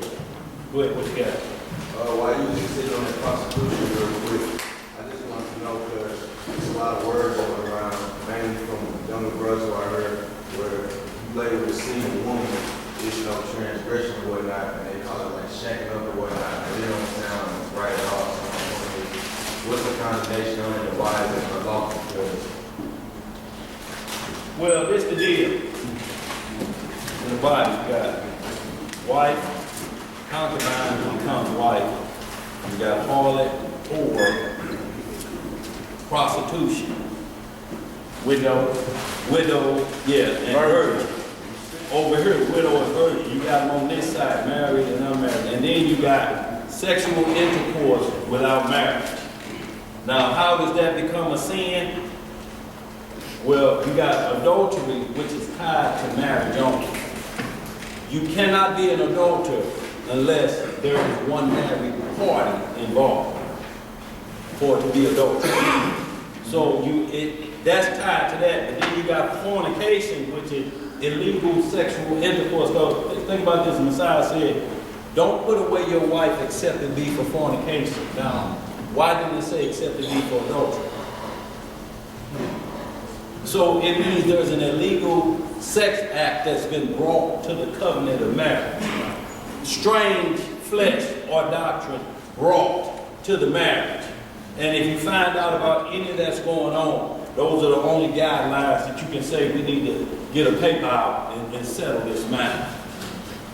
Anything else, if you have to break because you made a bad decision, there's a trail of bad decision that comes behind it till you get back on your feet. That's why I say if you loose, stay loose. If you're together, try to stay together best you can. But to keep from burning that burning lustful desire that's in you, because once you cross over into this side, it ain't no turning back. So to keep that from eating you alive and make you do something you ought not do, it says marry rather than burn and lust, and that because it's always going to be on you. So that's one way of understanding fornication and adultery are two separate things, but adultery falls under fornication. Yes. Fornication is the top of the thing. It says illegal sexual activity, and these are the things that fall upon it. Adultery, bestiality, same-sex marriage, homosexuality. All of these fall under fornication. Now, when we get to two single people having relationships and refuse to get married, or what we call friends with benefits, there's a lot of other benefits that come with it. STDs, unwanted children. And when I say unwanted, when you say, damn, how I know it's mine, that's a problem. Because now you're saying I am into fornication because I'm questioning, could it be somebody else's? And if I got that question in my mind, that's a problem already. I'm into fornication. If you're sleeping with a single and there's no plan to say, you know what, we need to tighten this game up. We need to get some due benevolence going. We need to get some paperwork in order so that we move from this status of two single to, you might as well, you understand, or it's like the script say, Proverbs 27:3, it's a wealth breaker. It's going to break you down. You can't keep up. Hit that Proverbs 27:3, just a little bit of that. You can't keep up. I believe it's Proverbs 27:3. You know, Another word for that is venomous risk. it's all type of risk that you're going to have because venomous risk. Yes, sir. Absolutely, John. That's what it's going to bring because it's going to eventually want all of the things of the bond of marriage, and that means a covenant contract. However you choose to do it, that where you are the due benevolent and you give due benevolence to this individual, and it's publicly known that we're out in the streets, people know. When we talk about publicly known, the society understands, or whoever you're around understands that. You know. But other than that, it is what it is. But we got too many places where Judges 11, Samson married two harlots. The two harlots that came with a baby to Solomon to split the baby. Did he punish them for having children out of wedlock? So all of these things you have to start to answer, where is the punishment for single women who's doing that? The punishment is, it's going to break them down. It's soon, you will never, ever, when you take that time off, ever, even if you have been married before and now you're getting remarried, you got to sooner or later feel like you've been a renewed virgin, so to speak, without we getting too graphic in here. But if you come to the wedding with a 2x4 and a string for your husband, you had too many.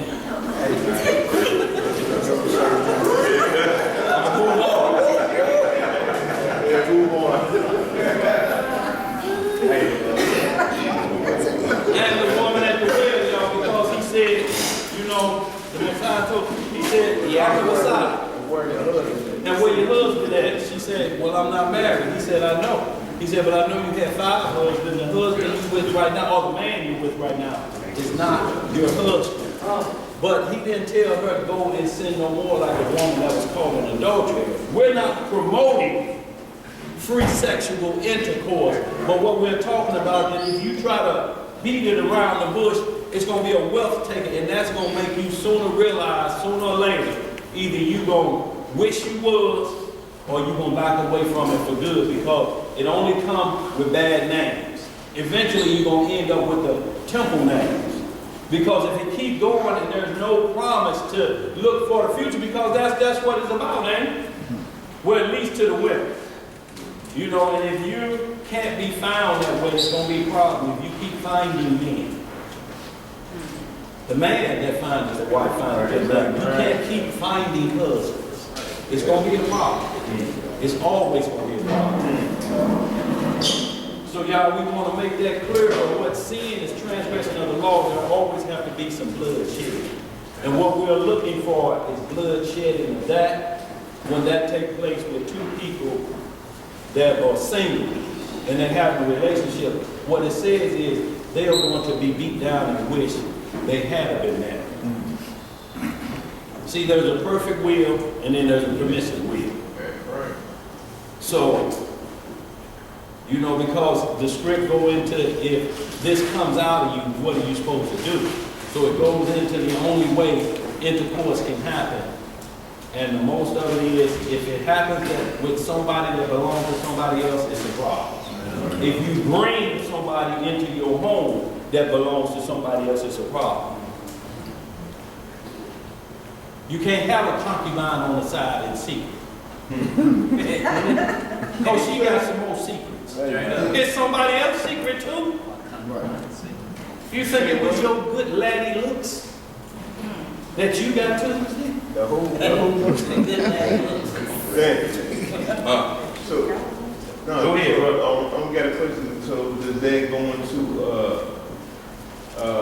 possibly causing somebody else to sin? Like if she don't got a true understanding of it, but I use that concubine to my advantage. Yeah, being because she trying to be don't- slick. Yeah. Right, I'm causing her to sin, so her sin will be on my head. Right. Correct? Absolutely. Hey, I'm I just mean, making sure we get it. good what you're saying right there. Yeah. Because I think that's where your ride is really going with it. You feel me? It's people looking and like, okay, is that cool or not?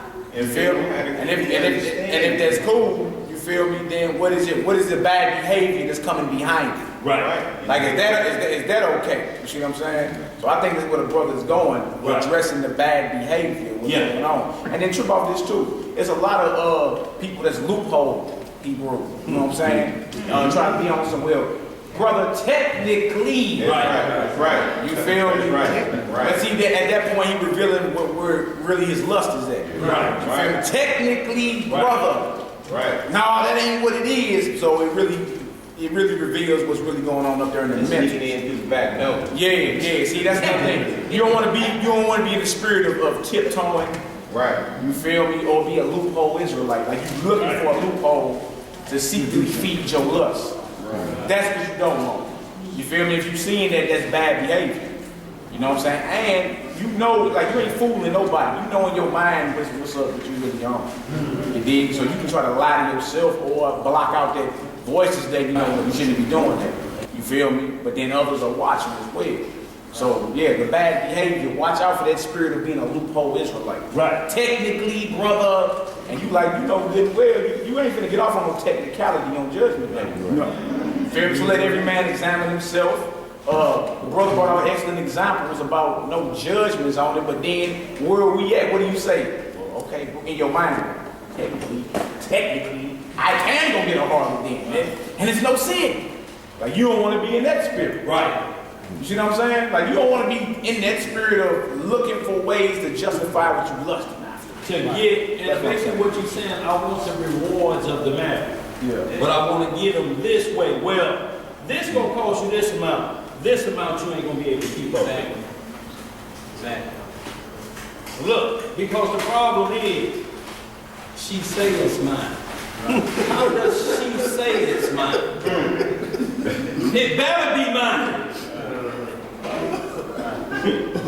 And then also, we were talking about this earlier. In the script, the fathers gave away their daughters. Yeah. You feel me? Like a woman was never built to be in a position to go pick a man and make Right. a decision. Like she playing a role she was never built for.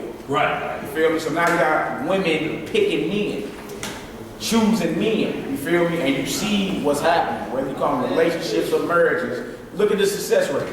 Right. Look at the success rate. You feel me? So you got, again, we got a worldwide radio show.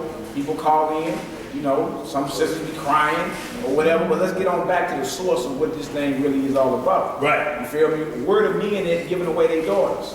Right. Because a man would sniff the little joke like, joke ain't gonna marry my daughter.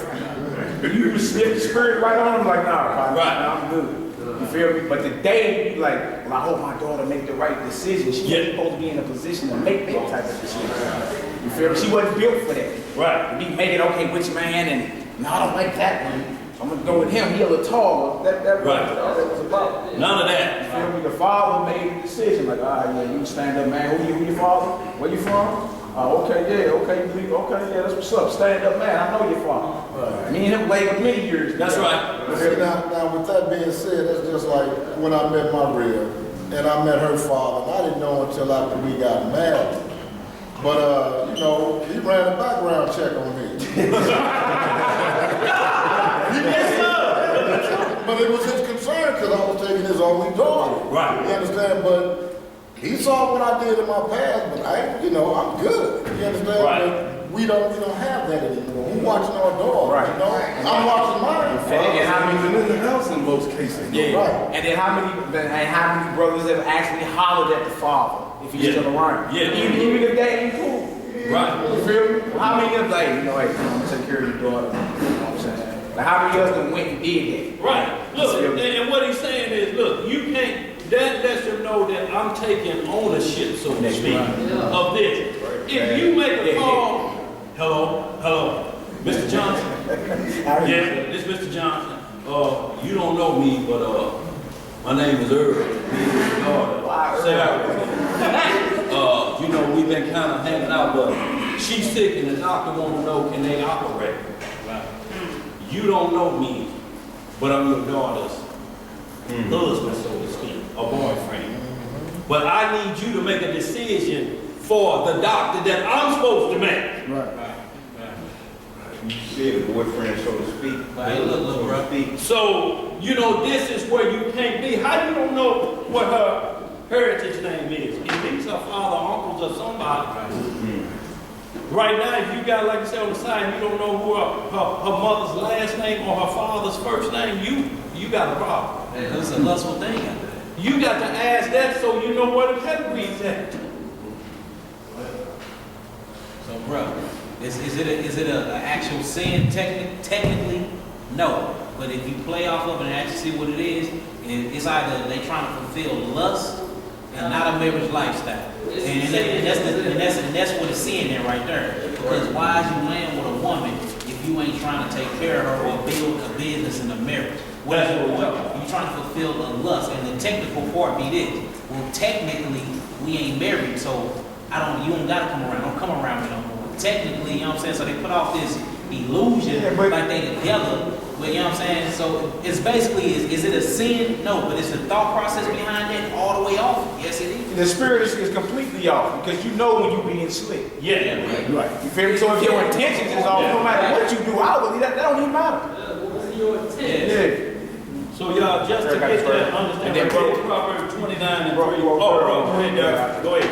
29, please give me 29. I got you. I've been blessed to have. And Luke 15, give me Brother that. come and ask me for my daughter's hand in marriage. But you see a lot of stuff, even on TV. I was looking at the Selena movie or whatever, and how she chose to be with the guy that she was with, and telling her daddy, I love him, I did, instead of, him really coming to her father. It was after the fact, and then he came to her. But, a lot of stuff they be showing in these movies where the daughter choosing and gonna go over the parents' head and be with him, and be with whoever she wants to anyway. Look, because it's a craving and it's a strong lust that if I don't grab now, it's gonna be gone. But y'all have to read Song of Solomon and understand it all the way through. This man is saying, I need this one. I got this many more, but this is the gold mine, and she's not letting herself be wooed in. Right. I see what you got over there, but no. I am a female, not a free male. Right. They come with a fee. If you got free males, you got problems. You know what I'm saying? I don't go ahead. Yeah. We always go to Jeremiah 10 to try and prove Christians. Right. Learn about the way they eat. That applies to marriage and the way men and women deal as well. Absolutely. We gotta learn how the script say these, not according to our balance. Right. That's the way we took on. Right. See, but we've been to the point that where virgin has been made, and I'm talking about both male and female, that it's been made to be a bad thing. You get choked and locked out. You get drove. Here, spell it.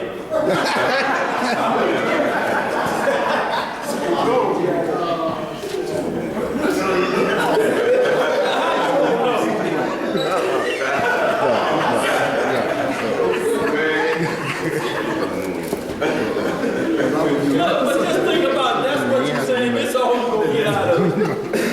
The smell of the thing. That excites you. Now you won't eat it on the deal. But then tell you that all of the other stuff that come with this. And when we say unwanted children, we're not saying that you don't want the children. But when you say, damn, What you mean? I thought you said. Well, you said only the covenant part. Well, you said. Yeah. So it gets Right. What are we doing here? We just laying with each other? That's it? You know what I'm saying? So eventually, y'all, but when we read the scripture, y'all understand this. Look, we're not condoning that under any notion because there comes titles with it. Yeah, You yeah, have yeah. to accept the title that comes with it, and that sexual intercourse without marriage vow. The title is called whoring. There's no other way around it. Now, is that bad always? There's some good to come back around when you say, okay, I got tricked that time, but I'm gonna straighten myself up. You know, if my legs got to be together longer than the OJ's, that's what I'm gonna do.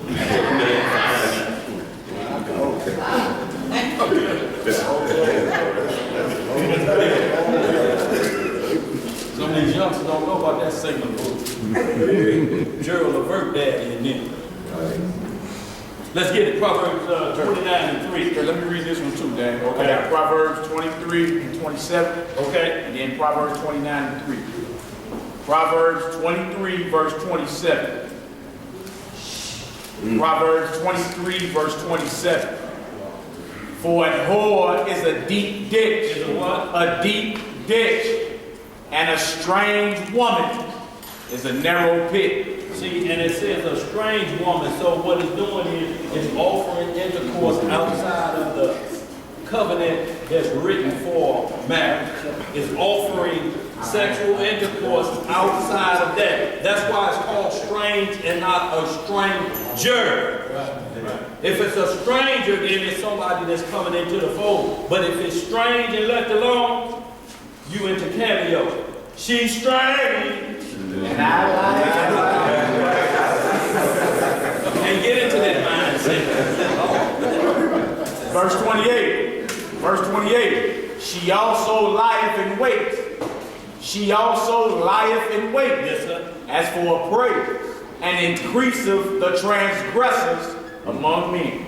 See, and what happens is, you're going to bump head with somebody. Tuesday and Wednesday, they get mixed up. See, and now you knowing what's going on. And then if you go back home because you can't tell that secret grows down, if you hear something strange, you know, I saw such and such walking by that clinic on Grand.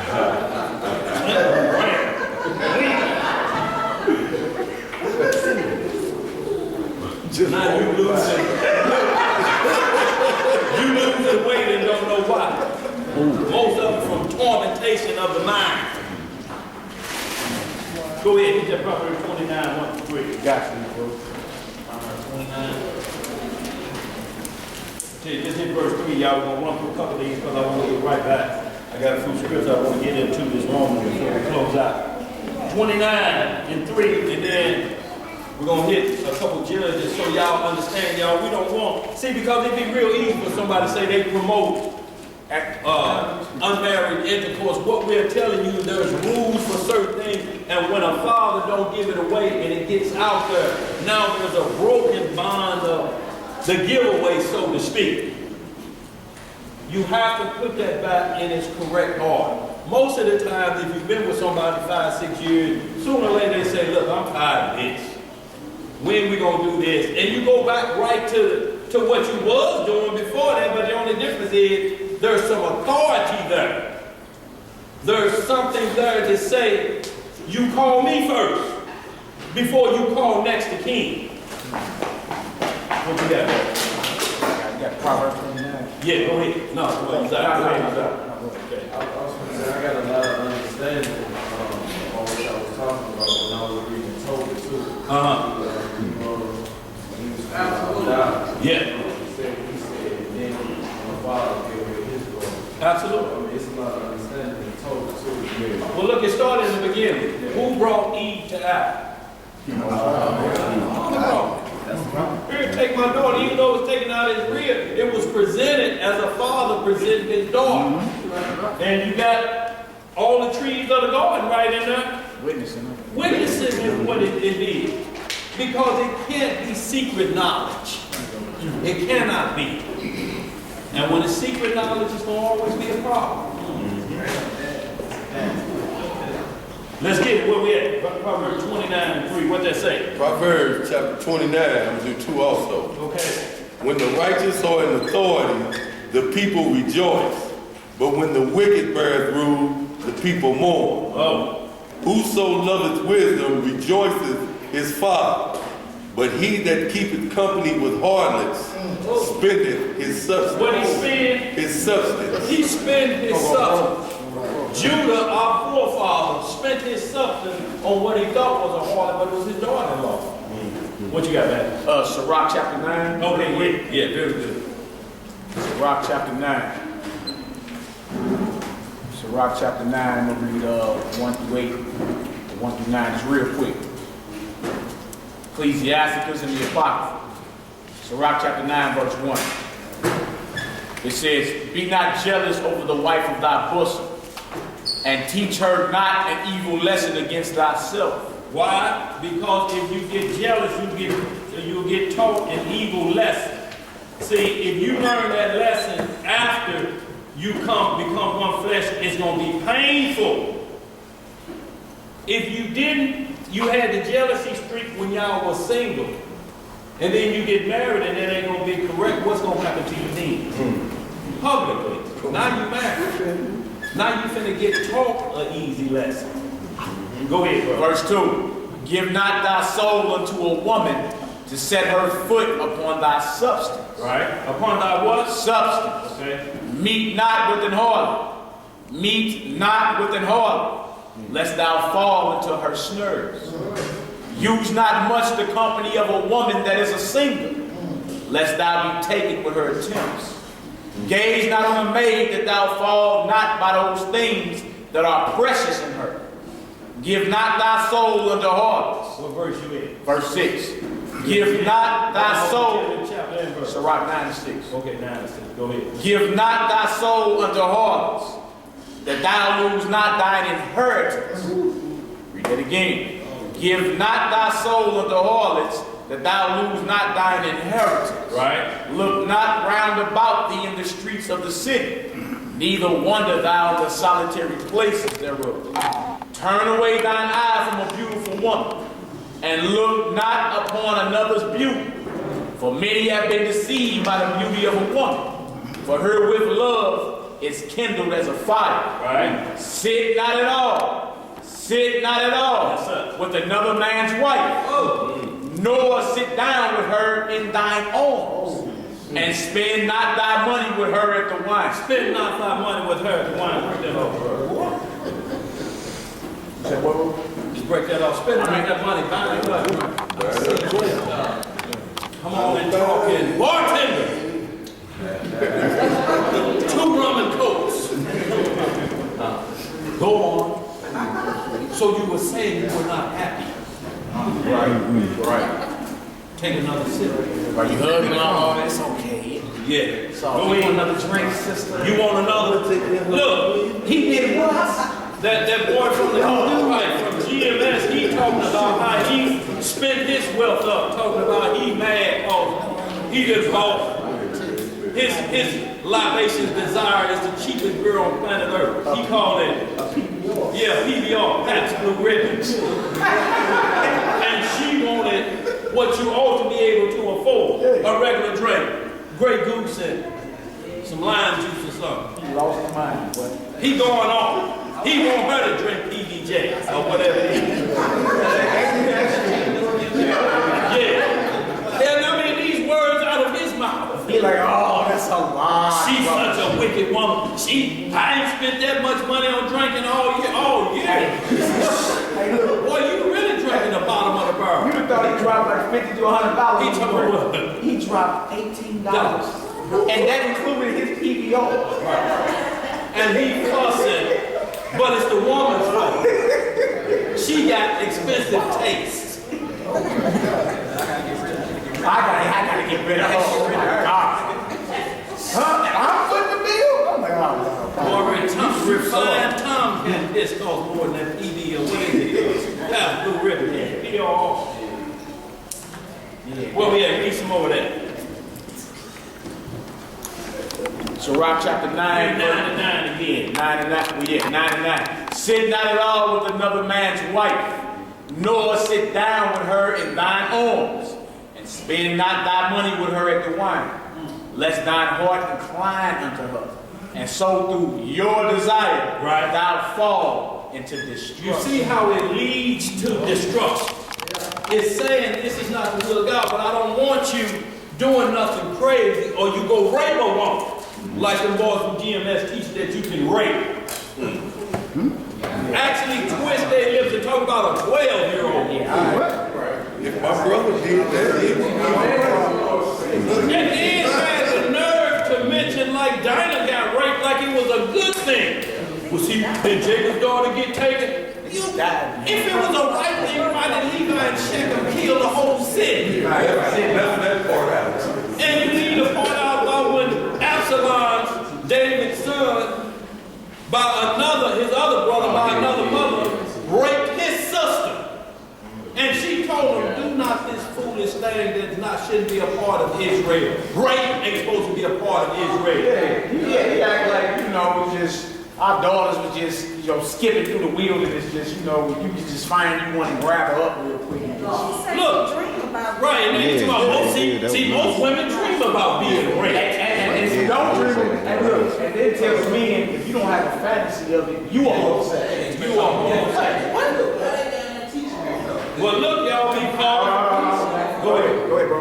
Or they them hire people because I seen that same thing. Because it's like, well, if you ain't out there, if you ain't got the mindset of even wanting to rape a woman, because women's number one fantasy is getting raped. If you ain't got the mindset of raping a woman, you are bad. Right. So what are they out there on these hired people? Yes, sir. Or they just off in the mind? No, both.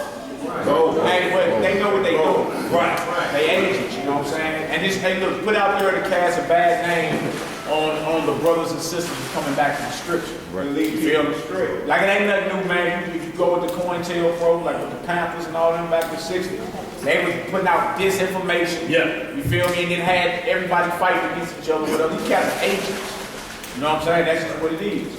So when you see it, you call it out for what it is. But the wrong brother gonna walk past and it's gonna be a problem. Yeah. Especially if you got daughters, you know what I'm saying? Mothers, aunts, you know what I'm saying? All the Yeah. around there talking about, or cussing out the grandma. Right. Bro, you Right. third house right there. What we just read about a mother and a father should be honored for everybody. That mother is like my mom.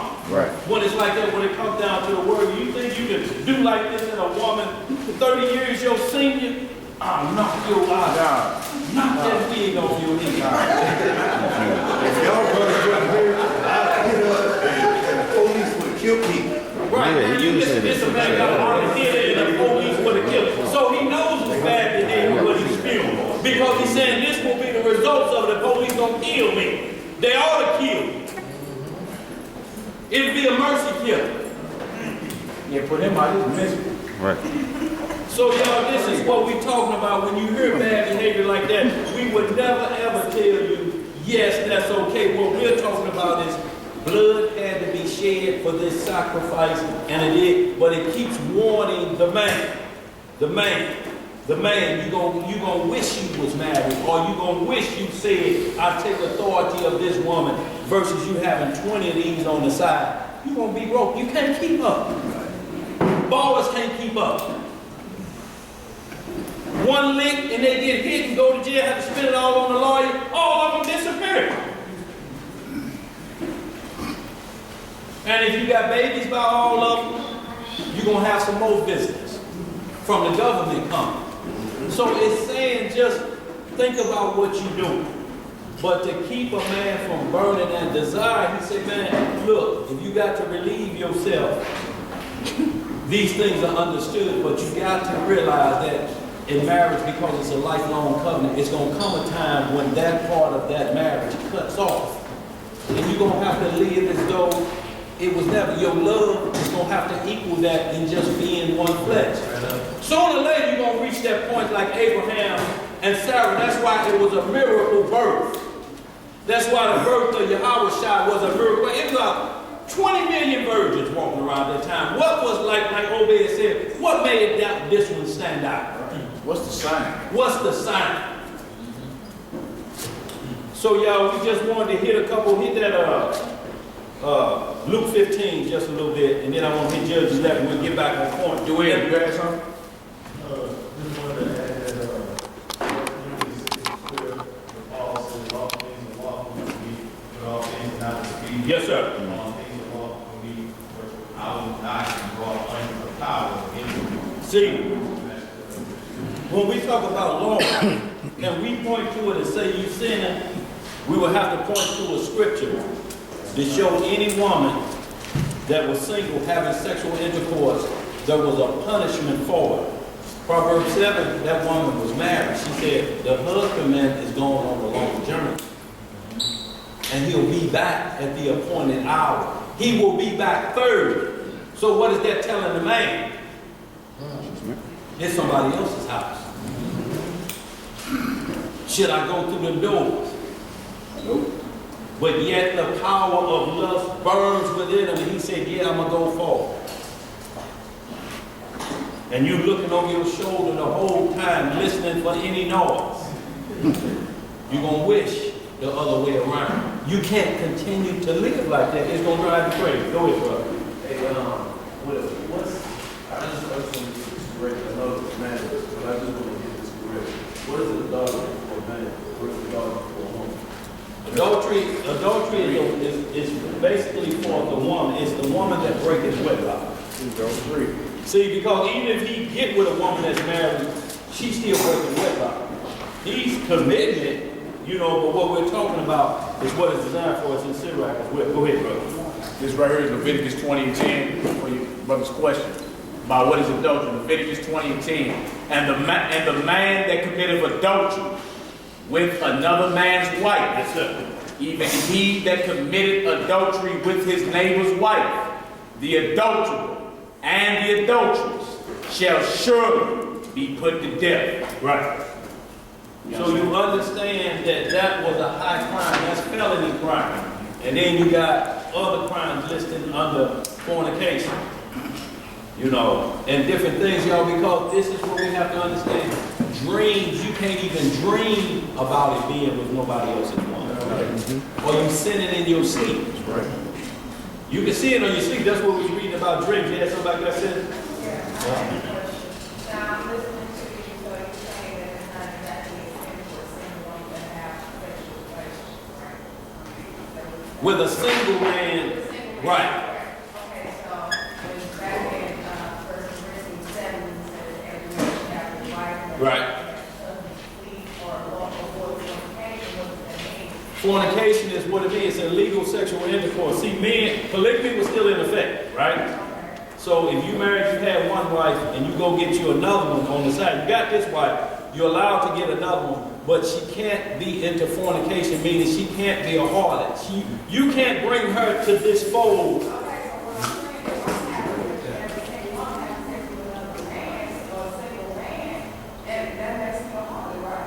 No, look, what you want? Look.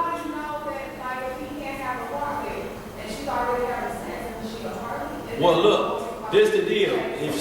Her name will change if she's a wife. See, it's wife or this is what I'm trying to say. That's what makes it fornication, because this wife don't know about her. So she could have two other men. So if she got two other men on Thursday and Friday and you over there on Sunday, you bring them other men back to your house where a covenant is. That's what makes it fornication. Yeah, go ahead. Also, sister, 2 chapters back, in that same book, 1 Corinthians 7, the letter to the Corinth addressed a lot of lewd behavior. Yeah. Especially the first letter, 1 Corinthians, right? Then you go back 2 chapters, you'll see some fornication that was going on. Right. And you'll see men was having sex with their father's women. That's right. The very first one. He said it's reported commonly that there is fornication among them. And look, 1 Corinthians 5 and 1. Yeah, you start right there, and you see he addressing the assembly at Corinth about this type of lewd behavior that's going on. Now, the end thing then was, you can go lay with your father's wife. whether it was your mama or your stepmama. Yeah, let me finish off real quick. So when you get all the way up to verse chapter 7, he's like, look, to clear up all this confusion, you see what's going on. The fornication, because fornication in chapter 5 too. Right? And he said, one shall have his father's wife. And he took it right back to the Torah and showed Reuben doing the same thing, Ham doing it with Noah. Right. You feel me? So that's an unlawful sexual act. And that was going on in the church of Corinth. And look, these was believers. These was folks that believed in the Messiah, believed he had died, resurrected and all that, but it was lewd behavior. And look, these was Israelites at that. Because he said, guess what? This ain't even named amongst the Gentiles. Right. Y'all clowning up there. And these are Israelites he's talking to in Corinth. He like, look, y'all, look, this type of behavior ain't even amongst the Gentiles. That one should have his father's wife. You feel me? Like, okay, it was the father's then, what they thinking today? One should have his brother's wife. Same type thing. So he said in chapter 7, look, to avoid fornication, this would need to happen. Right? Because it's unchecked behavior. You see what's going on. You see what I'm saying? So if you look, read it from his whole content, read from chapter 5 through 7, you can be like, oh.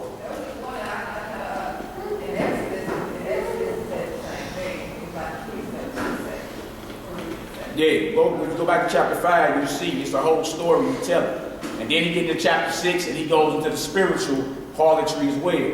Join the idols, join the harlots, fornication. And he get up into chapter 7 and say, look, this would need to go down right here. And he addressed every situation.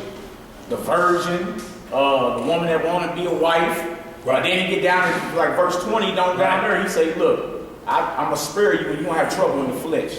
That's why I'm writing this, but I spare you. I wish y'all could be like me, don't touch a woman. But he said, but every man has his proper gift of God. You feel me? So how far let's get extreme with it. How about we cut off all relationships? Right. Oh, hell no, brother, can't do that. We too far in now. You feel me? But the problem that needs to be addressed is the bad behavior. Yes, sir. And you see what was going on then, it's starting to resurface even now today. You feel me? So take on back to chapter 5 and read it when you get a chance. You'll see, you be like, dang, they were straight committing fornication for real. Like they were straight mother-father, MFers. Right. Taking a father's wife. You feel me? So and y'all, that's what we're trying to say. We don't want to in no wise encourage any behavior because we tell you it has an end point, but because the laws favored men back in that day like it's the other way around today, you could just say, get out of here and don't come back and send her away. If her father's dead, she has nowhere to go. What is she going to do out there alone and the wealth or the inheritance goes to the firstborn son? She don't have one of them and no father at home. Now what does she do? So there was a small pardon for that, but you just couldn't live that way. You had to try to come back and just stay, like I say, longer than the OJs. Keep yourself together until you're found. But if you can't be found, these are all of the heartaches and pain that come with it, because there's titles and names that come with it. And if you don't mind the titles, then have your way. hey, but look, you know how this goes, right?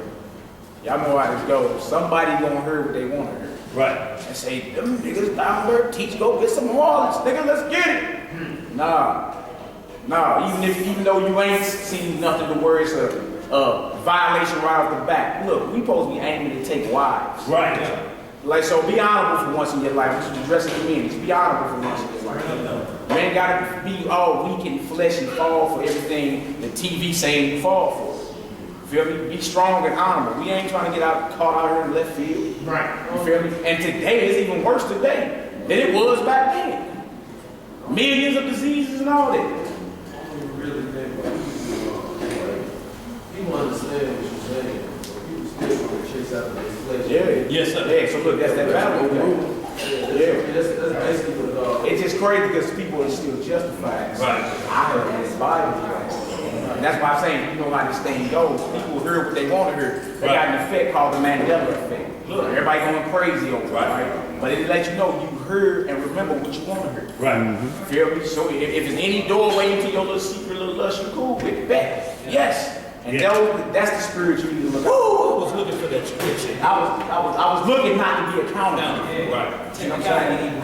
You gotta watch that, man. So y'all, we gotta be extra careful about what we want to do. Hit Judges 11 and 1 for me.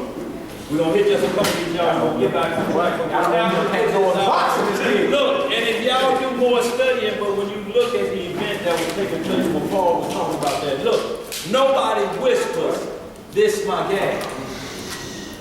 You don't, if you marry, you're not worried about whispering. Hey, here's my wife over here. If you can't introduce like that, then it is what it is. That comes with it. You don't get to get introduced. You know what the deals was back in the day when you was into the folly days? You at home by yourself on Christmas. You go over there on Thanksgiving the 25th, there's a half a pie, and your turkey is down to the bone. You missed yesterday. All of that come with that. Yeah, you ain't come close. You understand? You know what I mean? I gotta go back home and then walk and leave. So y'all, that's all we saying. It can't be any secrets within marriage. If you got a concubine and it's a secret, if you whisper, That's all. Don't say nothing. if it ain't my wife over there, you know, that's so everybody know. Vice versa. Then it comes with the territory, and some things are just done so that you understand the perfect will. Sometimes you have to, like the old saying, you have to tell your children, I had to let him bump his head. So he know what it does. Sometimes the Most High give us bumping head once. So then, if you hide it, if you keep it a secret, that means you fulfilling lust. Absolutely. That's all it is. That's all it is. You're fulfilling a lust. Because you're sneaking. Like what Isaiah said, you're creeping through the back door. You're fulfilling a lust. It's either that or you're actually taking a wife. Ain't no in between. And y'all, that comes with due benevolence on both parties. Due benevolence is just not after midnight work. There's a lot of other things that come with it. All throughout the day, this has to be done, this has to be done, this has to be done, y'all. So if you're trying to get away from that, you say, I'll pay my way out of that, you ain't gonna be able to keep up. Without no drama in your life. Go ahead, where we at? Let's get these y'all so we going. Judges 11 and 1. What it say? Who got Isaiah? Go ahead, Isaiah. Okay, so what you're saying is kind of sound like everybody has a position to play. Like if I'm a husband and I got a certain position to play as far as paying bills or bringing the food home, and if she's a wife and she has a certain position to play as far as keeping the house, keeping the children, knowing how to cook, knowing how to clean, knowing how to sew, doing these things. Like the book of Titus, it gets down to that in particular. Is that what you're saying? Like, everybody got a position and a certain role to play? Well, there's a marriage, because you want flesh, that means it's 50-50. But there's a ranking order in that 50-50. This party, being the male, can never let the head of the household drop lower than 51%. Right. So she can never get above 49%, because if you become 50-50, then you're roommates. In that understanding of he shall rule over thee. That means you got a head over you. If the head becomes equal, there's no ruler, and now you're in what you call roommates. That's all you are. But I'm saying, okay, this is my question. There's a certain position for each person to play. Absolutely. A woman has a position and a duty and a role to play in specific. And if I have a job for her, that's like a head of the corporation. Right. But you saying I got 51%, that means I'm the head of a corporation. If I need this job done, that means I assign her to this job. If it's for the well-being of the home. Or the whole outcome, right? Yeah, I mean, when you're saying saying I assign, what you're doing is, if she don't know what's assigned to her, you marry too soon. Okay. So she needs to know what it is. Her mama should have trained her. If you get an untrained woman, then it says you have to deal with her according to knowledge. If you get a woman that don't know how to cook, and you on the Roman noodle diet all week, what do you expect? You just can't say, you ought to know how to cook.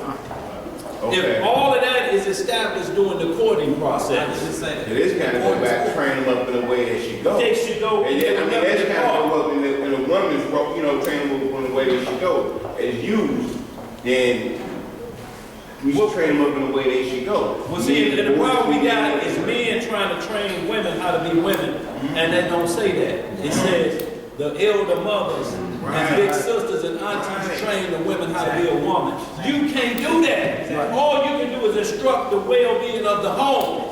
If you give any leeway, you're going to tell her to get the door at 3 o'clock in the morning. That's where the 51 kick in. How you going to send her to the door? And then ask her when she come back, is that right now? If you know it could be drama at the door, that's when you got to get up and go. But there's going to be times that where you may be down or something, you may get sick, and they kick in, they roll, but they roll never go to 51%. It's just to maximize you back to health. But there has to be a head of household. Christ is our head of household, but you got all these Negroes out here, General Yohana, Free Case Ray, and all them want to be equal with Christ. They want to be 50% with the head of the household. Who's the head of the body of the church? How do you make yourself 50% with that? Okay? So in like manner, it filters down to the thing. And when he said no fornication, when you read Ezekiel 8 chapter, Ezekiel 23, you'll see then how we was bringing fornication back to the relationship with Christ. Because we're dibbling and dabbling with strange gods. The word is strange. They're of another doctrine. So anytime you see a strange woman, that means she has another doctrine tied to it. And the other doctrine is, if you want this, it's going to cost you, and you only get thirsty.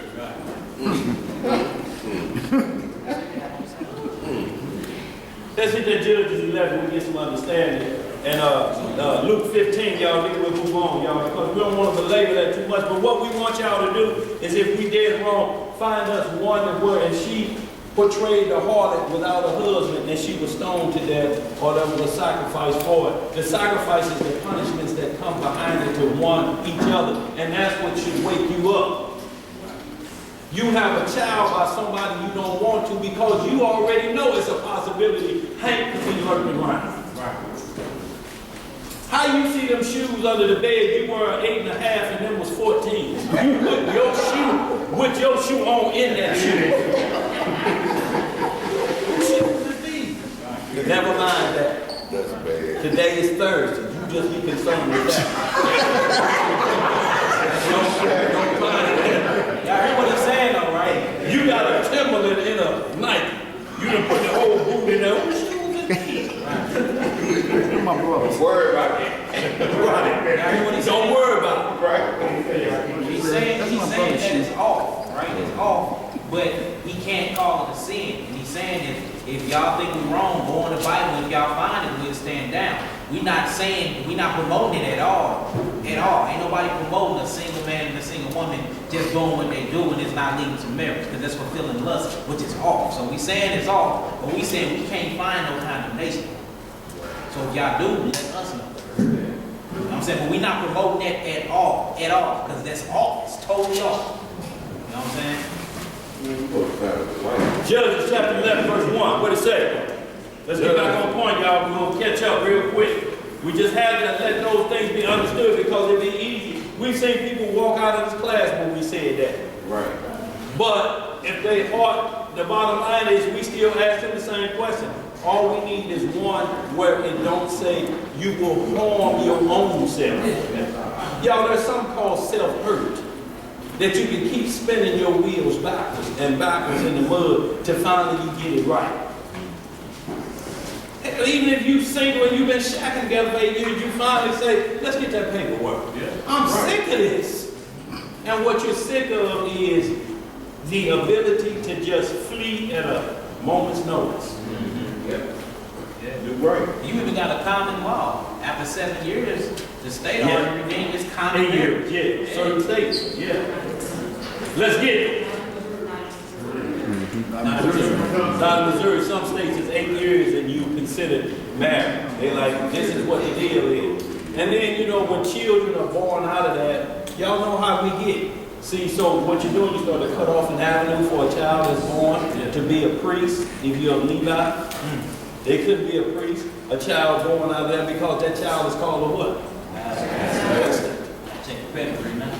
Now you gotta check pedigree because, but that don't make the child a bad person. That's the label that comes with the child for that behavior. Right. Because you let it get outside the cup. What convinced you when you saw them shoes in that closet and you pulled protection on? Now you fully raw dogging it. You trying to explain to your wife, she say it's mine. Like there could be, well, you still telling on yourself. If you tell, I know it's mine. That's where I'm being, you know, but you telling the secret now, but the deal is, you're trying to explain to her, you raw dogging out there, and there's a possibility it could be Hank's child. That's the fornication, bringing that threesome to the relationship. Because every man in the Bible that practiced polygamy, they knew each other. They was right there, they knew each other's children. Wasn't no finding out later. That's player mode. You just say Hebrew player. Let's get it. Where we at? Judges 11:1. What it say? Judges chapter 11, verse 1. What it say? Now Jephthah, the Gileadite, What was he? Gileadite, Right, born in Gilead. Go ahead. was a mighty man of valor, and he was the son of an harlot. What was he the son of? An harlot. What does that mean, y'all? He was a son of a harlot. He said the son of a harlot. What he was he was conceived, and it wasn't his mother and his father. It could have been by accident. It could have been what it was, but that's the deal. He was the son of a harlot, so it's making that stand out, right? Read the next verse. And Gilead begat Tabitha.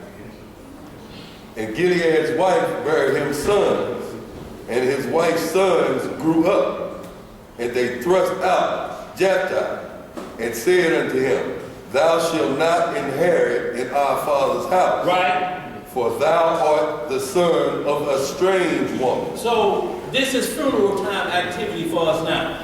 They say that's his children over there. You laying up in the coffin and now new children showing up. The children of a strange woman.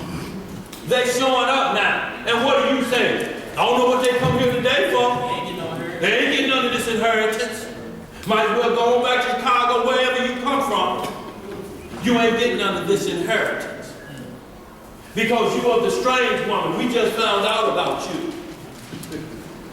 But we can't do that because it's still your father's offspring. They can't be blamed for, they wasn't even, how did they know they was going to be born at the drive-in or conceived at the drive-in? Hey, straight up though. Where we at? Read that next verse. And Jephthah fled from his brethren, and dwelt in the land of Tob. And there were gathered vain men to Jephthah, and went out with him. And we can hold right there. If y'all read that whole story, you'll see in the end, because he was a man of valor, the Lord was still with that child. And he was a great man. And all the ones of Israel that was mocking him, your daddy, your mama is this, your mama is that. They had to come running for him for his help to deal with them Philistines. So that's what it's saying. The son of a harlot is letting you know how he was birthed into the world. It's still, no matter how you look at it, if you don't want that title on it, you got to change the way things are happening. Or it comes with the territory. You finished there? Hit me some Judges 16 and 1.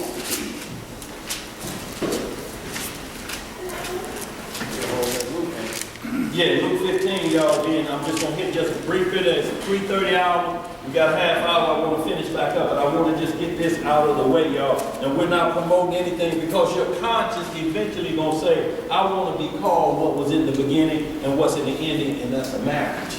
Right. In the beginning, wasn't it? And what's the final event of Christ? Marriage supper of the what? Amen. And everybody need to come to that marriage supper. So y'all, that happened in the beginning and it's set for it to happen at the end.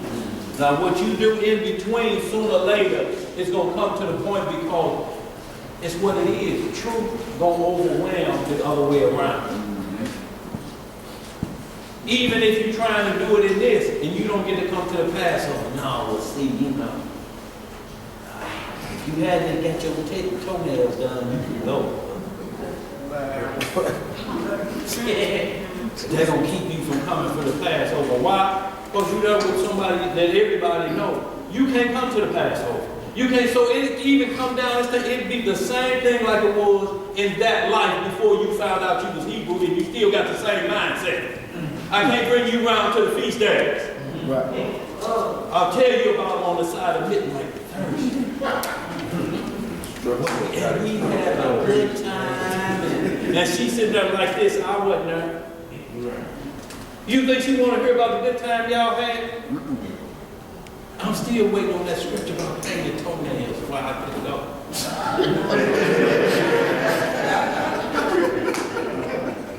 Let's Judges 16. What it say? Judges chapter 16, verse 1.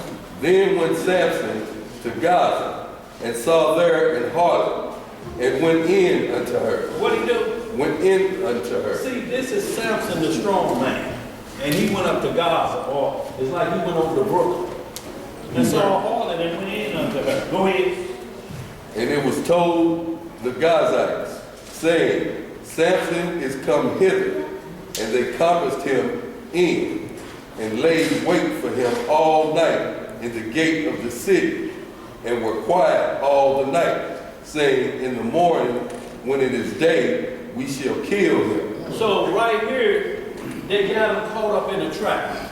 And it's today is happening even more because you think you a baller and you out there playing and now women are setting men up. Right. I'm going to leave the back door open as soon as we fall out. And when you fall out, here come the robbers. This ain't nothing new that happened was getting daughters of Israel killed today. This is why a lot of the daughters are dying today because they set up hard. That's right. Get with a man, drain him of his wealth because this is what he's doing on the side. And he falls asleep with you in there and just met you yesterday. He's stretched out. And wake up with a Glock pointed to your temple. Keep it on. Some men find out and go kill now, you still got murder on you, so where you slide to? Down here. Go ahead, read that. And see, and after he did that, he got, Delilah was a harlot. That's who he married, but he even had a marriage ceremony for her. So y'all need to get Hosea 4 where he was told to go marry a harlot. And they say if they get mad, tell all of the men. That's what they doing with their daughters and their wives. They doing the same exact thing. So I want you to be an example for Israel and show them their harlotry. Go marry a harlot. And if they say anything, tell them this is who they sneaking around with. So, y'all, this is what we're saying when it's saying, and they will put to death. When we see the woman that committed adultery who met her put down. The woman that played the harlot while her husband was gone, put down. What we're looking for is the put down of just a woman who happened to get with a man who may have sweet talked her and mocked her. And she lost herself. Does that make her an absolute bad person? Because the Messiah told the Pharisee, the harlots and the sinners go into the kingdom before you do. So it's not a cutoff for that title if you repent and get away from it. Right. Because you can't keep being test-driven by every potential husband. You can't have high miles.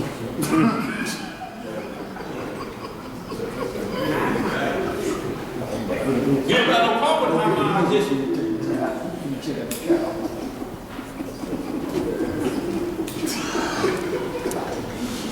Luke 15.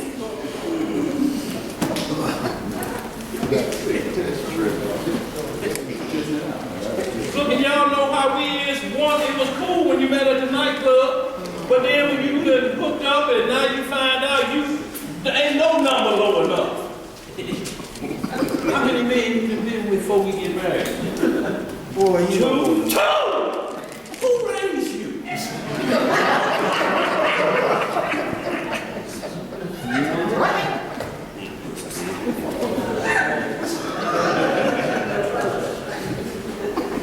Luke 15.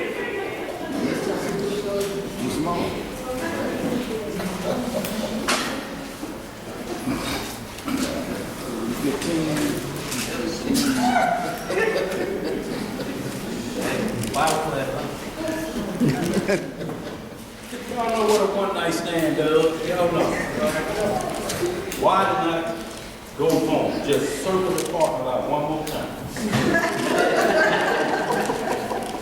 Y'all know the results. Y'all, we ain't got to fool each other up in here, but what we tell you, we got to call sin, sin, and we got to call not the will of the Father, not the will that gives you space to get your mind right. You may have been thrust in that condition without, you know, if you get put out and told to go here, you got nowhere to go, it's going to be a problem. That means a homeless shelter. That may mean the janitor in there is a pedophile or whatever it may be, or just a dog up in there. You got to deal with that. You got to deal with this. They may take you up in there. But the title still comes with it. Luke 15. You need right down verse 11. Verse 11. I tell you what. Verse 10, right there. Luke 15 and 10. I want you to start at 10. Luke chapter 15, verse 10. Likewise, I say unto you, there is joy in the presence of the angels of Yahweh over one sinner that repenteth. So you see the joy over, but before it backed up, it talked about how you found that $1 that was missing, or you found that one thing that was missing and you brought it back to the fold. So in like manner, it's saying the Most High and all the angels rejoice over one sinner that cometh back.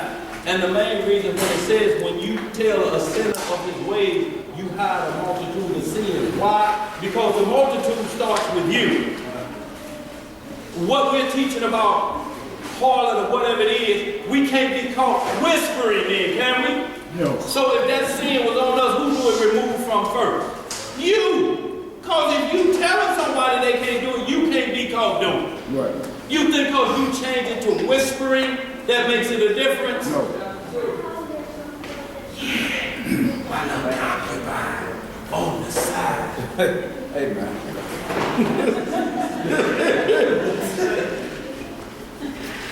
Go ahead.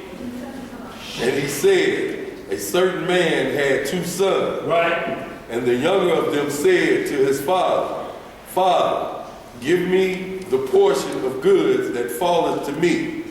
And he divided unto them his living. And not many days after, the younger son gathered all together and took his journey unto a far country, and there wasted his substance. What did he do? Wasted his substance. Now we're going to see how he wasted his substance. Go ahead. With righteous living. What kind of living? Riotous living. Riotous living. That means you living on the edge. You wilding out. You making it rain. You doing all manner of things. You're wilding out. He was wilding out. Riotous living. And who he spend it on? Go ahead. And when he had spent all, there arose a mighty famine in the land, and he began to be in want. And he went and joined himself to a citizen of that country, and he sent him into the fields to feed swine. Look, he done got broke, busted. No money. Now he had to take a job as a swine herder. Go ahead. And he would fain have filled his belly with the husk that the swine did eat, and no man gave unto him. Boy, you gotta see how they got in the low time. Wrong. Go ahead, bro. And when he came to himself, he said, how many hired servants of my father's have bread enough to spare, and I perish with hunger? He's like, look, my father had so much paper, he said, his servants eating better than I am, and I'm the son. Why am I living like this?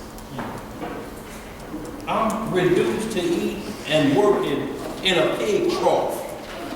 And what they feed the pig, that's part of my lunch and dinner. Go ahead. Verse 18, I will arise and go to my father, and I will say unto him, Father, I have sinned against heaven and before thee, and am no more worthy to be called thy son. Make me as one of thy hired servants. And he arose and came to his father.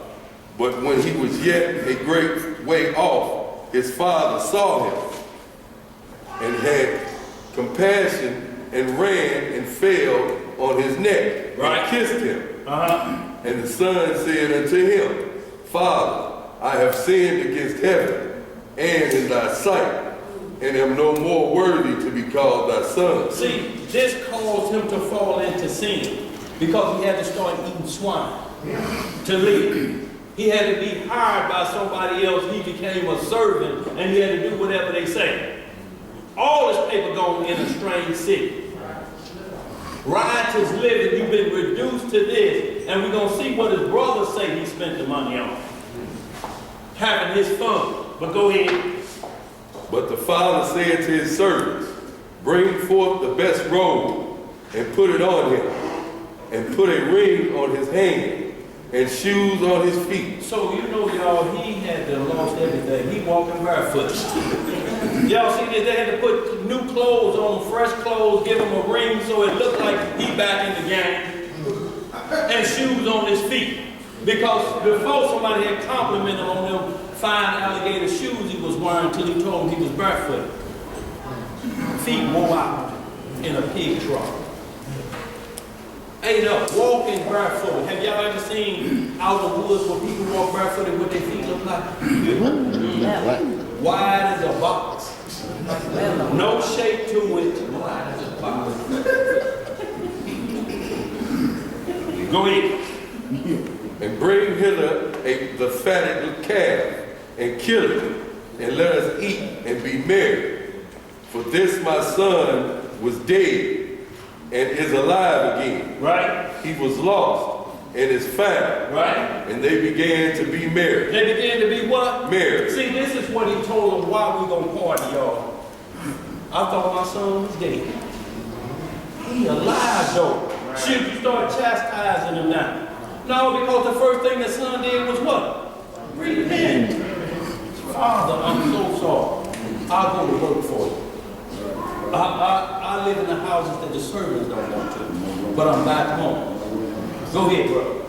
Now his eldest son was in the field, and as he came and drew nigh to the house, he heard music and dance. What did he hear? Music and dance. Y'all, so partying ain't just started yesterday. Right. Music was going, and it was a party. The son is home. He done told everybody. He done changed his way. Just like we do it today, it's called welcome somebody home from the penitentiary. Because he done did his time, he back, he say his mind is clear. We got to have a party about this. We should have a party about this. Because if he make it through that concrete jungle, he done made it. Let's read some more. And he called one of the servants and asked what these things meant. And he said unto him, thy brother is come, and thy father has killed a fatted calf, because he has received him safe and sound. How did he receive him? Safe and sound. Where is that at that the father received that he's safe and sound? What made him make those statements? And what everybody else? because his mental was still there. He repented. Didn't blame nobody but himself. His mental is good. That's why we killing the fatted calf. If he'd have came back and blamed what happened to him on his daddy, what you think his daddy would have said? You better get back where you come from. Go ahead. And he was angry and would not go in. Therefore came his father out and entreated him. And he answered, said to his father, Lo, these many years do I serve thee. Neither transgressed I at any time thy commandment. And yet thou never gavest me a kid, that I might make merry with my friends. So he wanted a party for doing right. No, you get your party late for doing right. Right is an automatic thing. Exactly. You shouldn't be rewarded for that. If you brag about I take care of my kids, what you want to try? A cookie? It's yours. You supposed to. You can pound on your chest like a gorilla all you want. That's your responsibility. Go ahead. But as soon as thy son was come, which had devoured thy living with harlots, how he devoured his living? with harlots, thou hast killed for him the fatted calf. Yeah. Yes, man. Go ahead. And he said unto him, Son, thou art ever with me, and all that I have is thine. It was meet that we should make merry and be glad, for this thy brother was dead and is alive again, and was lost and is now and is found. See, so y'all, as long as you have breath in your body, a living dog is better than dead lion, as they say. So your goal is to go out and get the living dogs. If you are living lion, you understand what I'm saying? And bring them back to the fold so we can rejoice. But if your whole mission is to slay, you ain't gonna have nothing but a trail of dead bodies. You ain't gonna have no living. You got to get your mind right to get somebody to come out of that. And once you keep telling them not to do wrong, that means you can't do what? You can't do it if that's what you promote every day. And everybody should know, as soon as the whisper started, automatically your ears should perk up like Doppler radar. You covering up?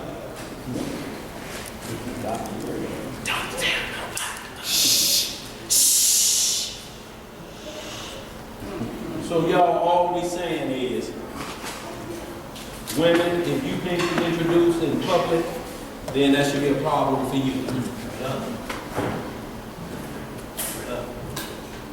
It ain't gonna never be real. Y'all at Kmart, and y'all see somebody you know, and you got to duck down the house cleaning aisle.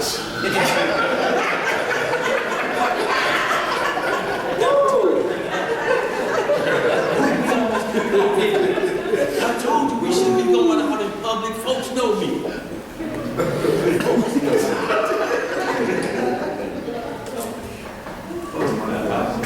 So we will hold line and we'll get back to something where I got the last 15 minutes.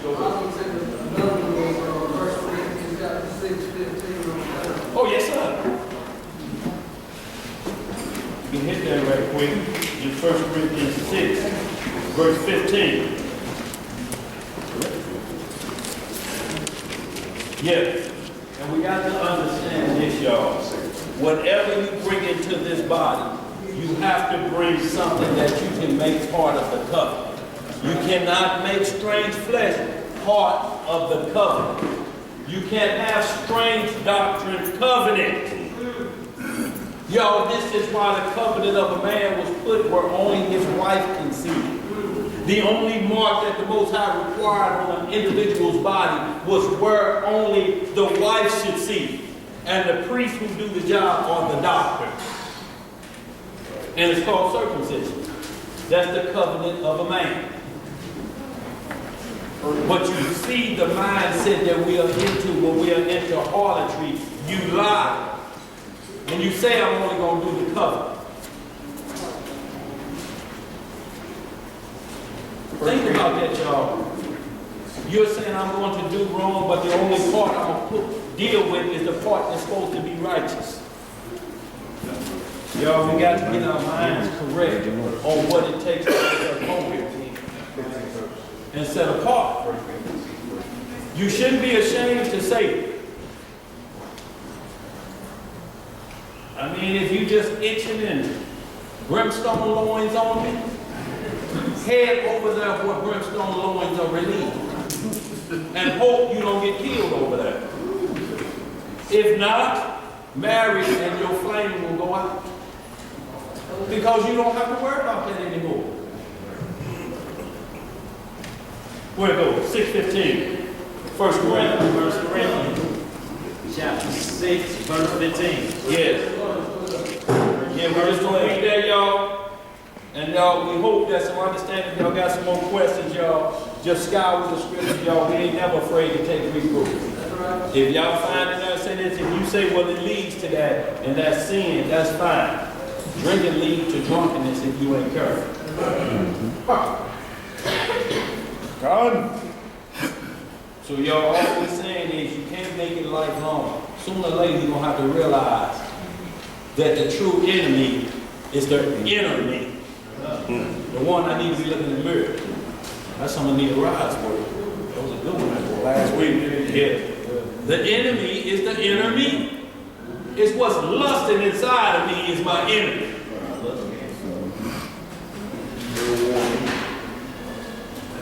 Go ahead. Can we start that in 9? Verse 9. 1 Corinthians chapter 6, verse 9. Everybody there? Know ye not that the unrighteous shall not inherit the kingdom of God? Yes, ma'am. Yes, sir. Be not deceived, neither fornicators, nor idolaters, nor adulterers, nor effeminate, nor abusers of themselves with mankind. See, abusers of yourself with mankind. Whatever mankind is doing, cosmetic surgery, all of these things that you're trying to look like somebody else to be accepted. Yo, all of that stretching your face back like this ain't gonna change the date on your birth certificate, is it? I'm class of 79. What class do I look like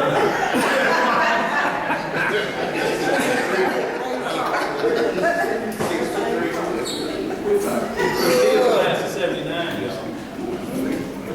Go ahead. Nor thieves, nor covetous, nor drunkards, nor revelers, nor extortion shall inherit the kingdom of God. Right. And such were some of you, but ye were washed, but ye were sanctified, but ye were justified in the name of the Lord Jesus, and by the Spirit of our God. All things are lawful unto me, but all things are not expedient.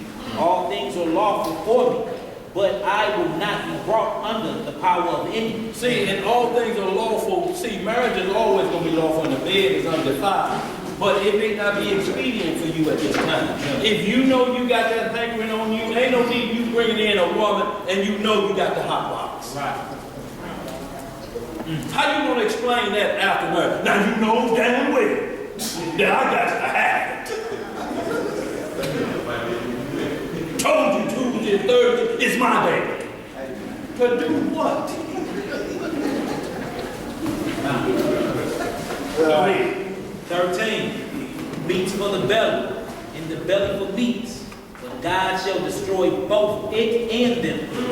Now the body is not for fornication. What is the body not for? The body is not for fornication, but for the Lord, and the Lord for the body.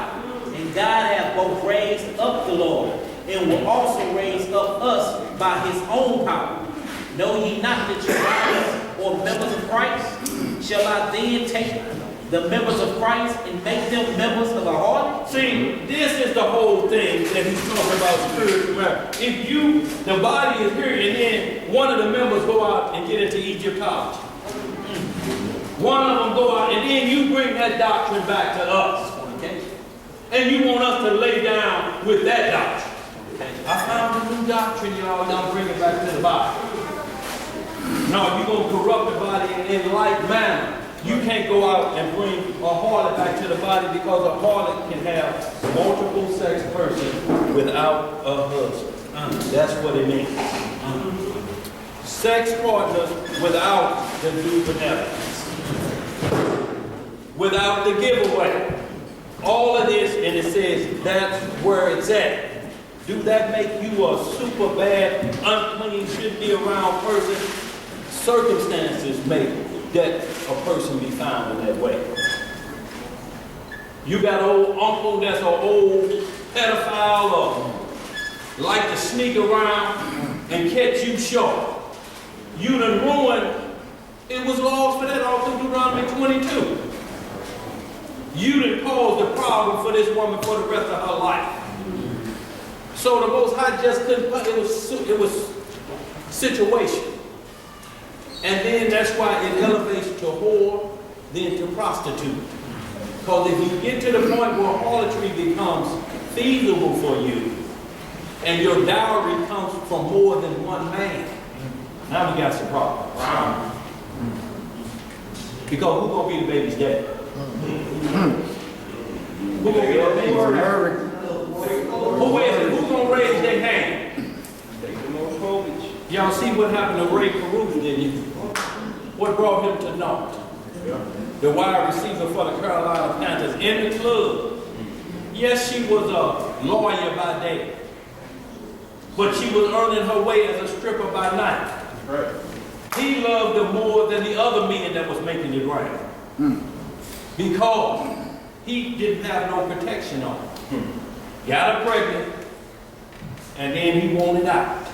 So what he do? Plot murder. And he was hiding in the trunk. And then reduced them to hiding in a trunk and peeing in a Pepsi bottle. They was like, get you about this trunk. Wrong with you? Trapping in a mid-age joke. When they snatched him about that trunk, feces swimming around in a jar, this in a bottle, get up out of here. You done went from 18,500 per week to whatever the penitentiary paid per week. Because one, he refused to pay for the child support, so it was going to be another 3,500 out of that 18,500 per week. So 18 times 4 is what? 5. 18 times 4. I'm talking about a whole month. Because she was going to get 35, he get 18,500 a week. She was going to get 35 out of that monthly, 18,500 times 4. Right. She was going to get 3,500. She's going to get 3,500 out of what? 20, 40, almost 80 grand he getting per month. All she was going to get was 3,500 out of that. He said, I'm going to kill you before I get it. So he could afford it too. He could afford it. But because he went into a harlot and he kept hearing the howling, like we just read Judges 11, how they was doing Japhite, whose mother was a harlot. That drama was coming on him.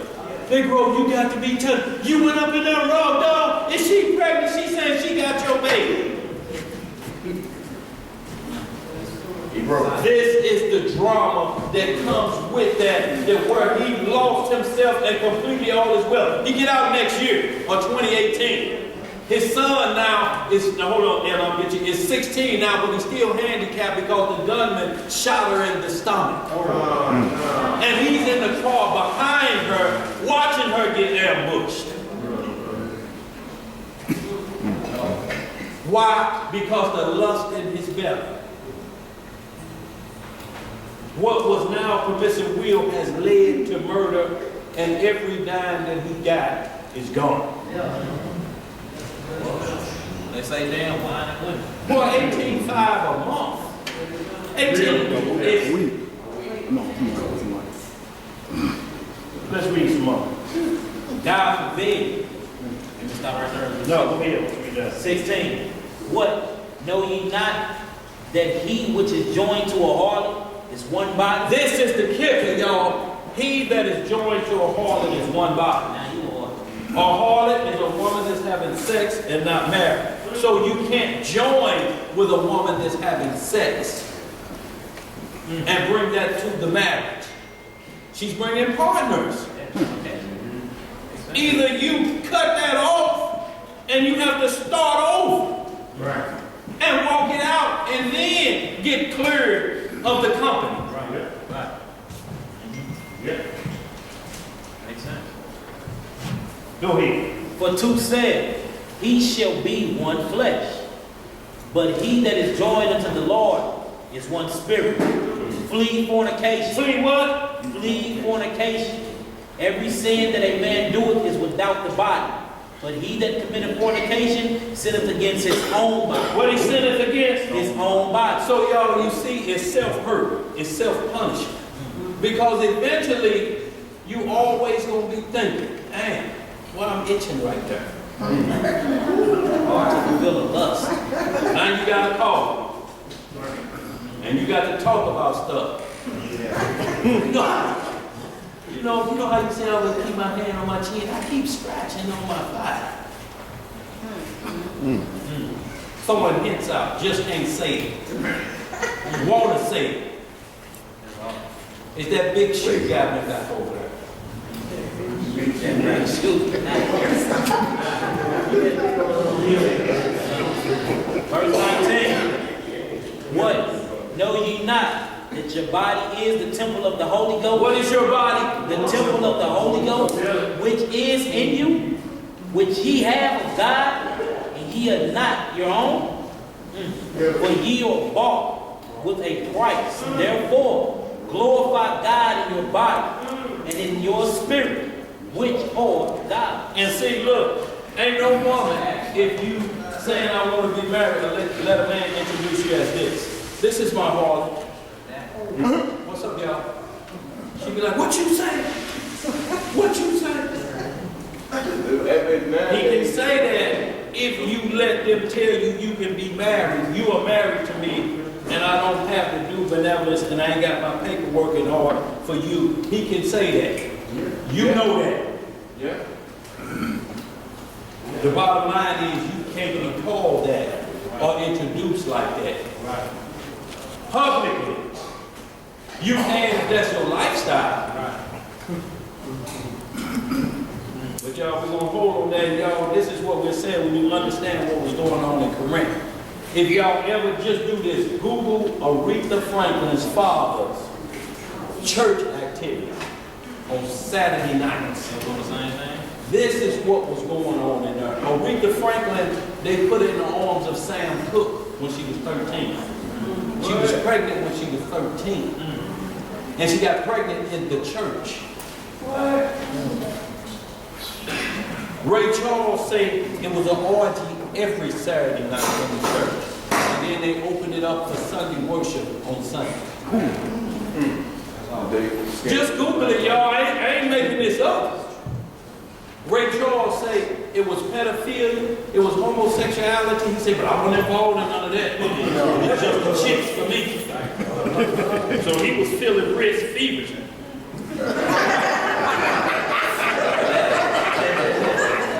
red bone and attending. Should have had the black light in church. Right. Oh, boy, no, she was saying that. That black light will reveal everything. But y'all, I'm going to move on with these last two scriptures. We'll close out, y'all. And understand this, I want to get right to what makes you holy. We went to the law of them things, and now we need to understand why the word is holy. And you have to be careful. The first thing it is, it shows commandments of the Lord. Once somebody say the commandments of the Lord is tampered with, it can no longer be called holy. And you being a living sacrifice, once you've been tampered with, you are no longer holy. Right. You got to understand that you can no longer be holy at that point until you get that out of you and come correct. You know, it's a hard walk, but it's only hard because you're fighting uphill. They say like an 80-year-old man trying to run up a sand dune hill, he gonna never get to the top, y'all. He gonna slide back down, because he don't have the strength of his youth to get him up where that sand is kicking, to throw it back and still make progress. He gonna slide right back down. So y'all, we don't want to, in no way, shape, or form, saying that, whoo, boy, I thought we was in there. Cook me something now. But I guarantee you, he won't say harlot. But what's she gonna do? Who the hell are you talking to? That frying pan. Yo, and that's where the terms come from, and what happens behind that is when you break up, because you're wearing a strange affair. Now, all of the vile behavior comes out restrained defer because all it is lust behavior. So that's what's being told. They tell all the dark side. We all heard the radio show. What she said about him, and then he even went into the law on the children. Talked about the child's behavior to bring each other down. And y'all say y'all was married? No, you wasn't, because he said, I found out she was still married and sleeping with a 60-year-old man, but you calling her your wife. You got a threesome and a foursome going. And you admitting it out of your mouth. Who you gonna point the finger at? Go ahead, bro. We done with that. Where we at now, man? We're going right here, y'all. We're gonna close it up, we're gonna wind it on down. Give me some John 17:17. We're gonna hit some Psalm 119 and 1 Timothy 4. And what we want to do is establish. And we gotta get to Romans 8 and this Romans 10, y'all, but they say one line, you know, and we want to establish what it means to be holy.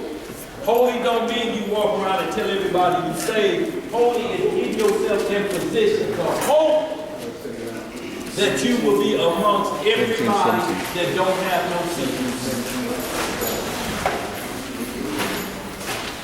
The only secret you're supposed to keep is the secret of a friend. And those secrets are not anything about nothing bad. If somebody told you, man, I hit the lottery, man, I'm gonna take care of everybody. Just don't tell nobody now.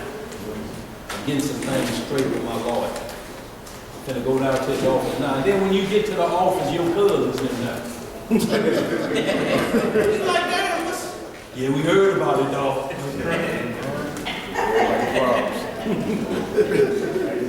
Everybody's problem. Everybody there. Y'all know what the fastest communication is. It ain't telegram or telephone. It's telling Israelites. Yeah.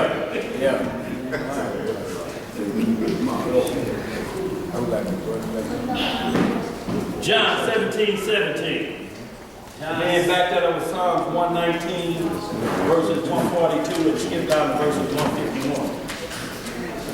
Book of John, chapter 17, verse 17. Sanctify. Hold on.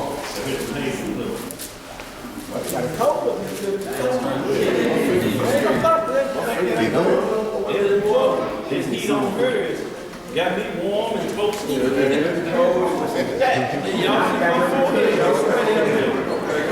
Y'all cold on down there? It's free. Now y'all see why the vagrant's been hiding in here is comfy.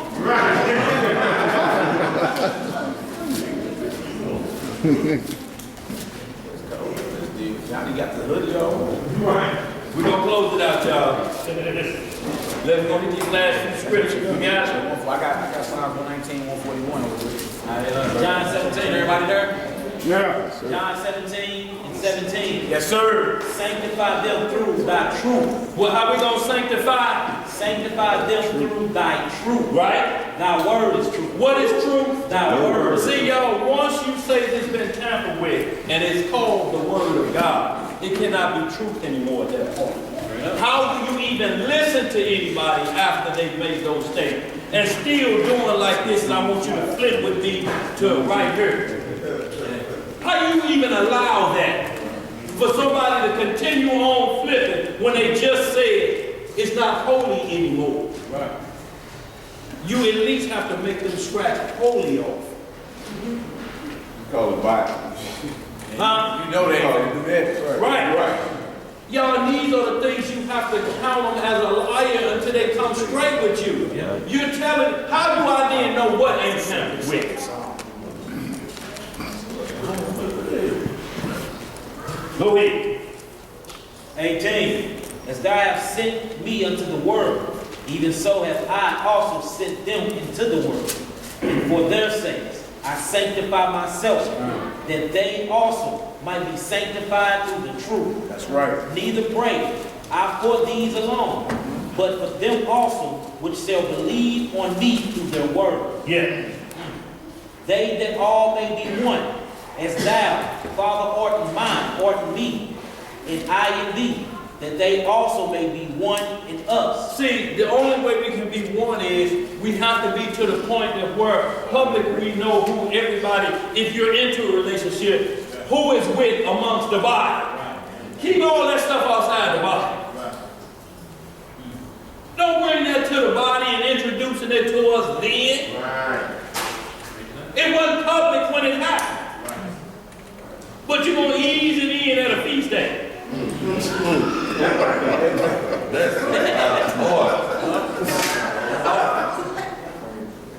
Yo, we have to be careful because it will corrupt the body.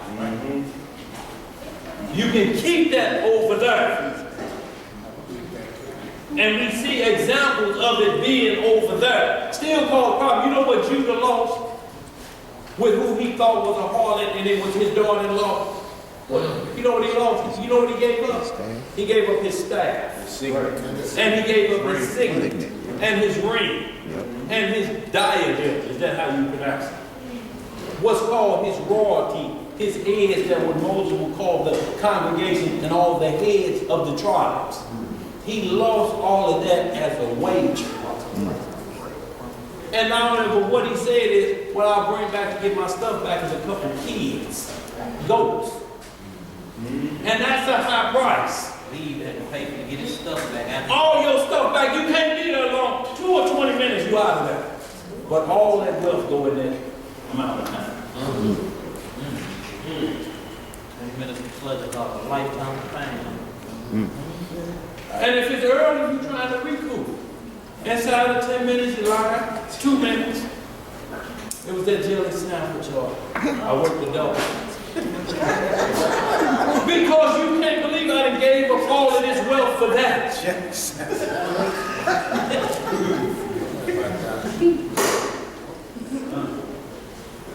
All right, what's up, man? That the world may believe that thou hast sent me. Right. You can hold that. Now let's just back that right up. We see what truth is. Psalm 119, verse 142. The book of Psalms, chapter 119. Psalms 119, verse 142. We're on 151 too, right? Yeah.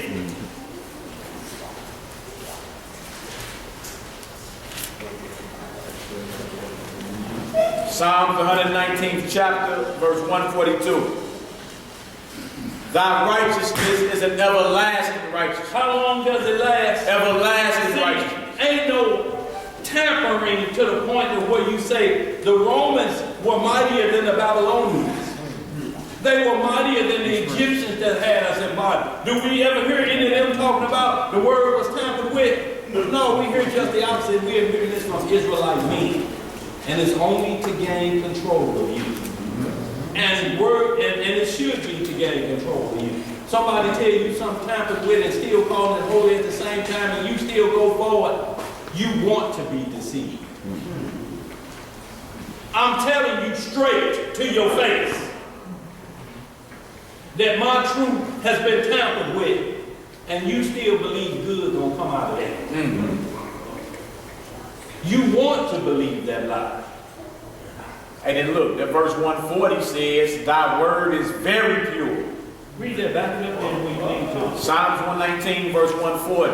For those claiming it's a tapping going on. Psalms 119, verse 140. Thy word is very pure. What is it? Very pure. See, that's above what we just consider regular pure. It said very pure. That means it ain't got no taint in it. It comes from the Hebrew word which means tried and refined. Tried and refined. Battle tested and approved. Go ahead, Bruce. Thy word is very pure. Go ahead, bro. What you saying? Psalm 19. Well, hold that till you get finished with that. We're going to come right back to that precept. So you finish your thought. Go ahead. Thy word is very pure. Right. Therefore thy servant loveth it. I am small and despised, yet do I not forget thy precepts. Thy righteousness is an everlasting righteousness. How long is it? Everlasting. See, y'all, once you break this down to be tampered with because you say the Romans got at it, it's going to be a problem, y'all. Everlasting have been taken off the table. Go ahead. And thy law is the truth. Verse 151. Thou art near, O Yah, and all thy commandments are truth. Concerning thy testimonies, I have known of old that thou hast founded them forever. See, once, and it's saying basically word is bond. That's why he asking you when you come in my closet and talk to me, your word has to be bond. It has to be everlasting, because it's going to be everlasting whether you like it or not. Because them words and what you said going to be on judgment day. Did you not say this in your closet? Go ahead, man. Right, y'all write down Psalms 119, verse 9 as well. To back up the John that we read. Sanctify themselves, sanctify them through thy word. Thy word is true. Psalms 119, verse 9. Wherewithal shall a young man cleanse his way? By taking heed thereto, according to thy word. See, so no matter how you say I'm filled with the Holy Ghost, your sanctification can't come until you're filled with the word of the Most High. Right. Because you can talk a good game, but can you walk that game? That's what we wait to see how you walk. Go ahead. With my whole heart. With my whole what? With my whole heart have I sought thee. Oh, let me not wander from thy commandments. See, not to wander from thy commandments. It all comes back to the measuring stick. And if the measuring stick be tampered, how do you expect to be holy? How is that possible? Could nobody sell you this high dollar stuff and you know it's a bootleg and sell it to you like it's the real deal? Would you do it? You know you wouldn't do it. You ain't gonna pay the same price for an original that you paying for a copy. You just ain't gonna do it.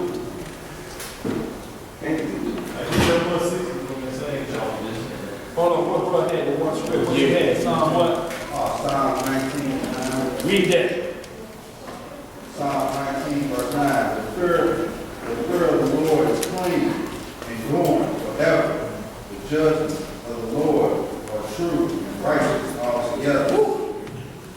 See, they're true and righteous all together. Once you said Satan had a way of making the Most High's word vain,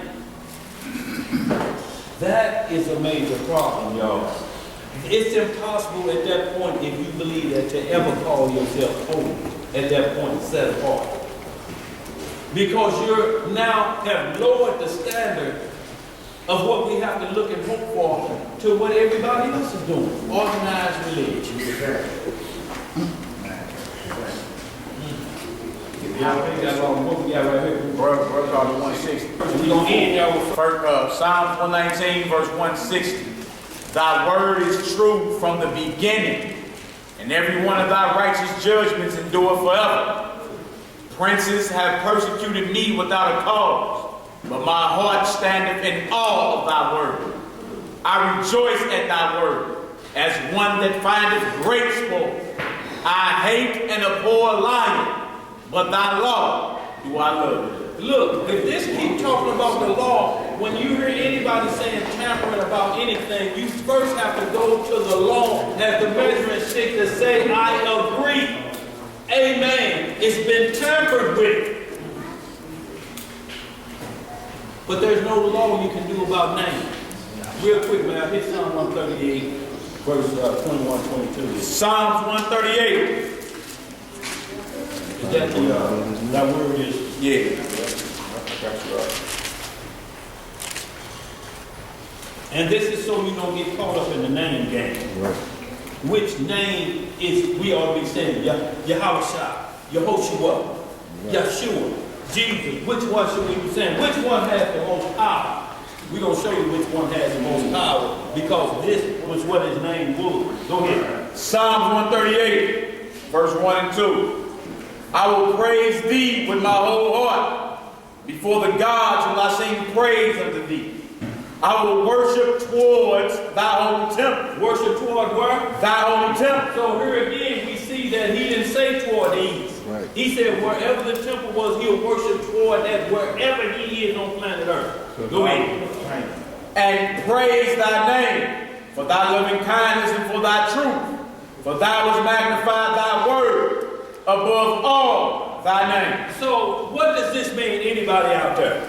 He's magnified his word above all his names. What does that mean to anybody out there? What does that mean? Huh? No matter what you call What them, is the difference between the two? no matter what you call them, this word is above that. It's above that. It's above any title that you're going to call, because you're going to have to check after the name is thought, what's the words coming behind you calling him that? Farrakhan called Elijah Muhammad Jesus or the Christ. What words came behind that? Blasphemy. Thank you. So, lies about the Bible. So we know, because he called him that, no, we looking for the word that comes behind that. Look, all we have to say when we hear law, oh, you speaking of the word of the Most High. At Matthew 5:17, all the words of the Son of the only begotten of the Father. That's what you speak of. That's how I know what name you're talking about, because of the words you speak and the commandments you speak. But it's doctrine out there to say Christ was Osiris in Egypt back in his day. What are the words behind that? They let you know, no, y'all talking about a strange God, and you can't like it. We finished that first 10-4, y'all close out. Yeah, and then on top of that, y'all, name means authority or character. That's what it means. Name means authority or character. Like you will ruin your father's name by doing everything that he set up for you. He did. He ran his business into the ground. Right. You ruin your daddy's name. You feel me? His authority or his character. It's more, it's deeper than just what you're saying off your lips. You feel me? Yahweh, Jesus, Yahweh, whatever. And then on top of this, you wouldn't know nothing about none of his titles unless it was word. In the word. Right. Everything you know about Jesus the Christ is right up in there. Right. You feel me? So the word is magnified above all his titles or names. Right. So if you get caught up on the name game, you want to be caught up in that. Why? Because you're feeling if I say it like this will give me a leapfrog advantage. All that's doing is putting you into a coach. You're going to have to explain this song whenever we put it on. Yeah. And if you don't know what this means, it's going to be problems. And then you won't be like when it's time to represent. You won't even be, if you're in your mindset like the Bible's tampered with, and we just seen it this past week, this notable elder out the nation, you know what I'm saying? But got confounded by a Christian theologian. Oh, the Christian doctrine. But he teaches, the Israelite guy teaches that the Bible's tampered with. You feel me? So the theologian guy, James White, confounded him just based off his own. You feel me? And then the bro was trying to match like wits back with him instead of just sticking to the script. All you had to do was fire the script at the he'd have ducked. He'd have been off the phone quicker than you could blink. But you trying to match worldly wisdom, right, with worldly wisdom. You know what I'm saying? He got you all over the place. Right. So he knew he got embarrassed too, because he got on there a couple days later and, called back in like, yeah, I've had like 16 hours of rest and, I got my equilibrium back together. So around. All excuses. Yeah, all right. If you wasn't ready in season, out of season though. Right. Sound like some 2-minute excuse. I'm talking, I got confounded on simple, so like a Sabbath day. Man, it was crazy. Like, what are you doing? Christmas. Yo, we over there yelling at the tomb. Like, Yeah. Oh, they thought y'all were crazy. They said, y'all take that to the movie theater. You feel me? They're hollering at the TV. But if you notice, when somebody put it out there that the Bible was tampered with, the agenda behind it is for you to lose faith. Right. You feel me? If the word of God ain't flawless, then what you start thinking in your mind? You start thinking like, oh, okay, that's wrong over there. This could be. I always thought something was funny with this right here. Where does it stop? Right. And you're gonna look up and you're gonna be out the Bible and go somewhere else talking about some hotel. Yes. Because you're teaching folk that this right here, the word of the Most High, is tampered. You feel me? And got you paying for his classes. And got you paying for bread that don't satisfy. Paying for classes, and then on the way out, he said, sir, do you read or write Hebrew? Mind you, this guy has a Hebrew academy. He said, he was like, do you read or write Hebrew? Because I teach Hebrew. I'll be needing the courses. But the theologian is telling this guy, who's supposed to be a Hebrew, charging y'all for Hebrew classes and everything. And when he asked what he know, he said, I know a little Hebrew. And you running a university. How you got a Hebrew academy charging folks $150 for 6 hours worth of classes, man? Huh? 12 Sundays at 30-minute sessions. That's 6 hours. Huh? That's 6 hours, man. And got you paying $150 and you get on in front of the World Wide Web and get confounded. Right? And then got him all out thinking he can run through Israelites. Be like, yeah, we know. Right. I heard him drop a message, send him some video. But I love to continue this dialogue with you about that. We can get it done. Real quick, right now, in a hurry. We're going to have the cameras rolling too. No response.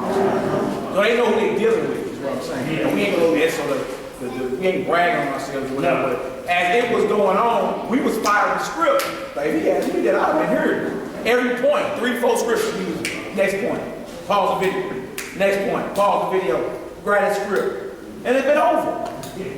It'd have been over, you know what I'm saying? Because you can't confound this. But see, he an Israelite that teaches that this is happening. Right. And got you paying for it. And the Most High said, what? You found him right in front of the whole world wide world. You feel me? Everybody want their money back down there. How you teaching Hebrew classes and teaching people about the Bible, but you can't even defend the doctrine? Right. Worldwide. He got hammered. It was an embarrassment. Yeah, it was for himself. It was embarrassing. Straight up. He was like, what? And y'all thought it was something deep, like, good history, Daniel's vision or something. Yeah. And it was about what day is the Lord's day. Right. He's been around 25 years. Let him tell it, teach him. So what do you mean you don't know what the Lord's day is? And, you can't disprove Christmas. What's going on? Right. Confounded, man. Because you teaching is temple. We don't teach this. They get it done quick and early. This is all the time around here.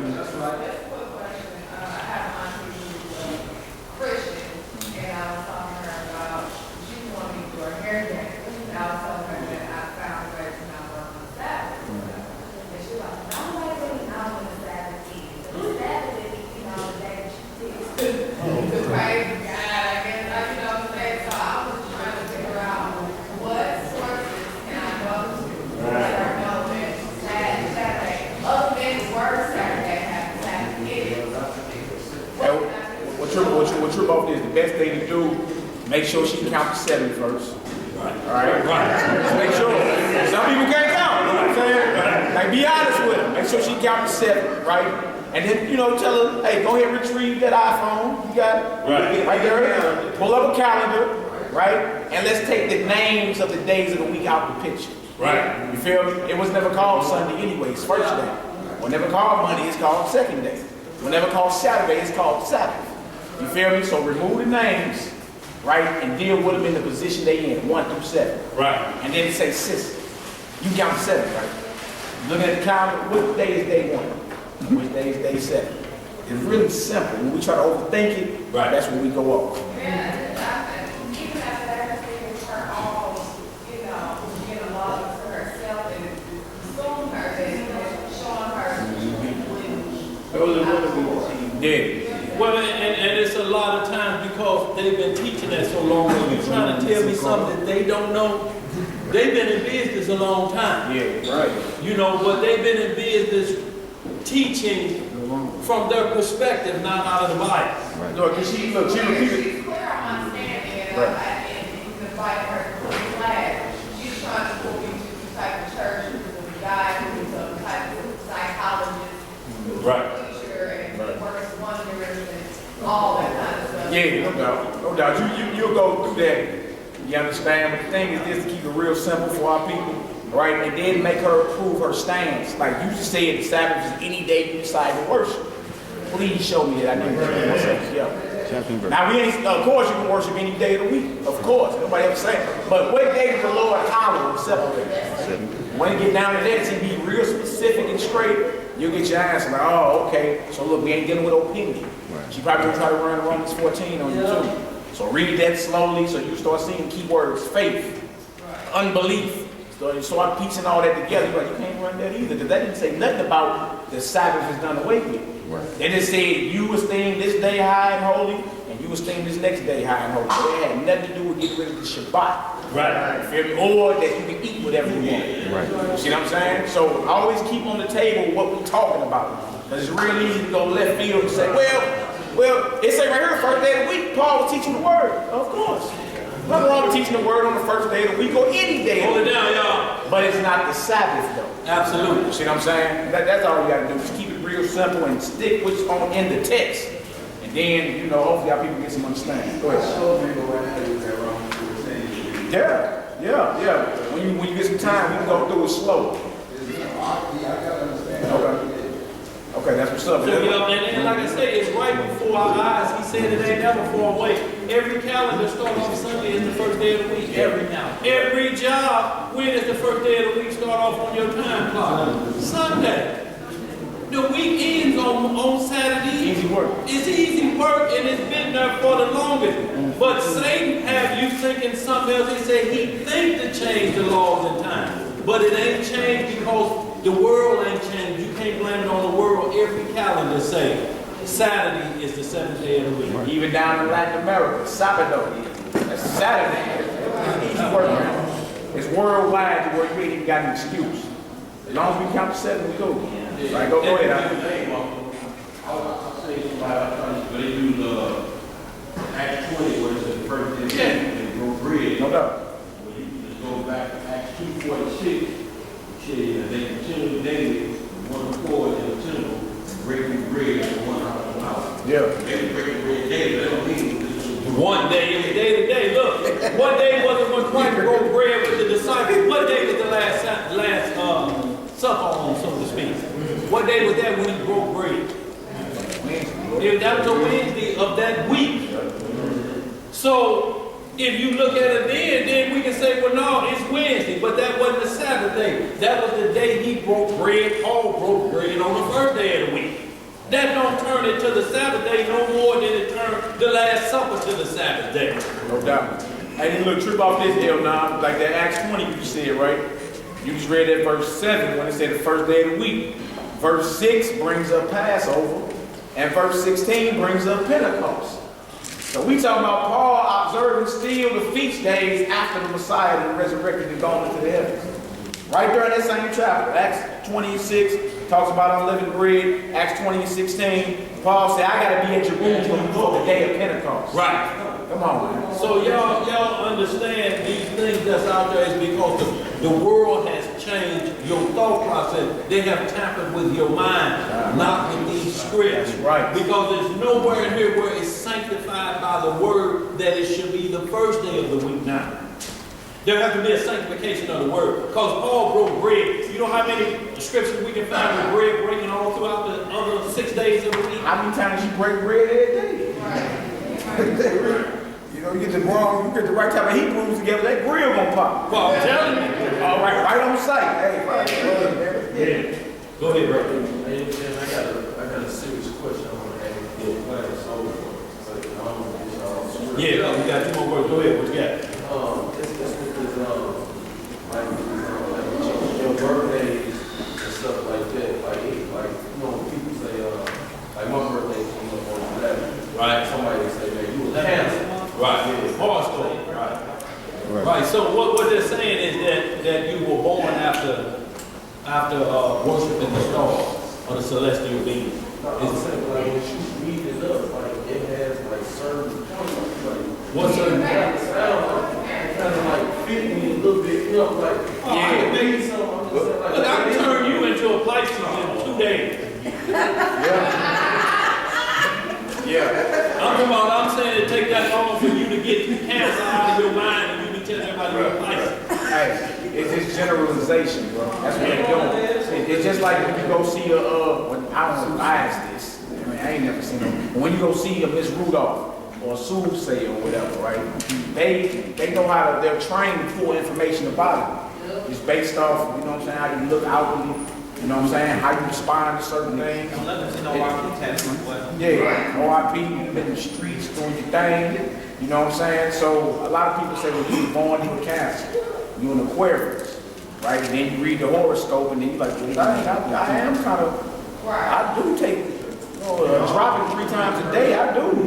I am kind of tall and, you feel me? And you start thinking that this is talking about me. Now, trip off this, if it was an exact science and flawless, it would apply to everybody that's born on July. Yeah. And every one of them traits. Right. And it don't. You feel me? It just certain things get thrown out there to where it applies to you. You feel me? But it don't apply to everybody born on July 11th. So it can't be exact. How come it's you and not everybody else? You understand what I'm saying? So I mean, a lot of that's rooted in witchcraft. You gotta be careful. Right.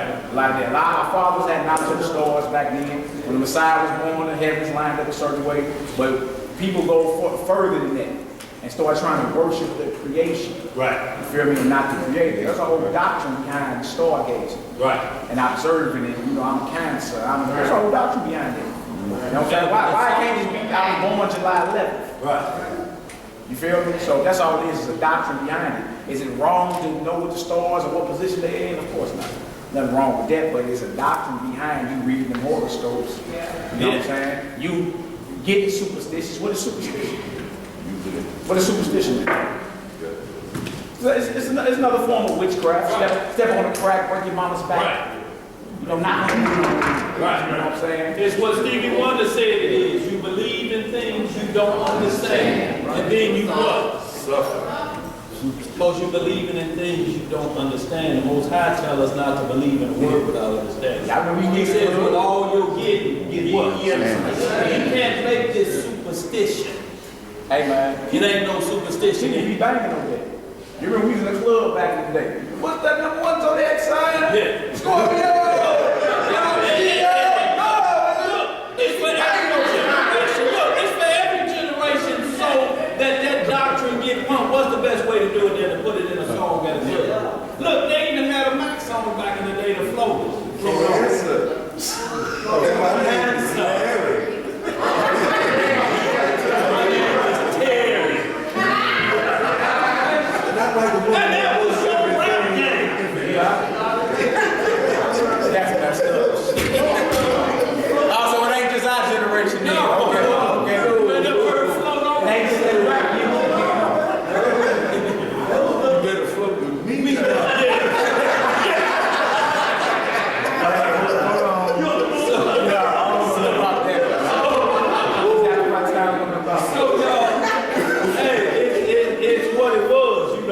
And Dirk was in the singing group in the project.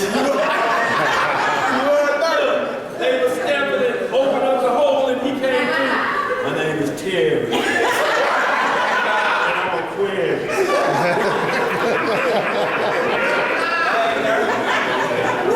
Hey, y'all, so, but it's Deuteronomy 4:19. We should not be driven to worship the host of heaven. That's right.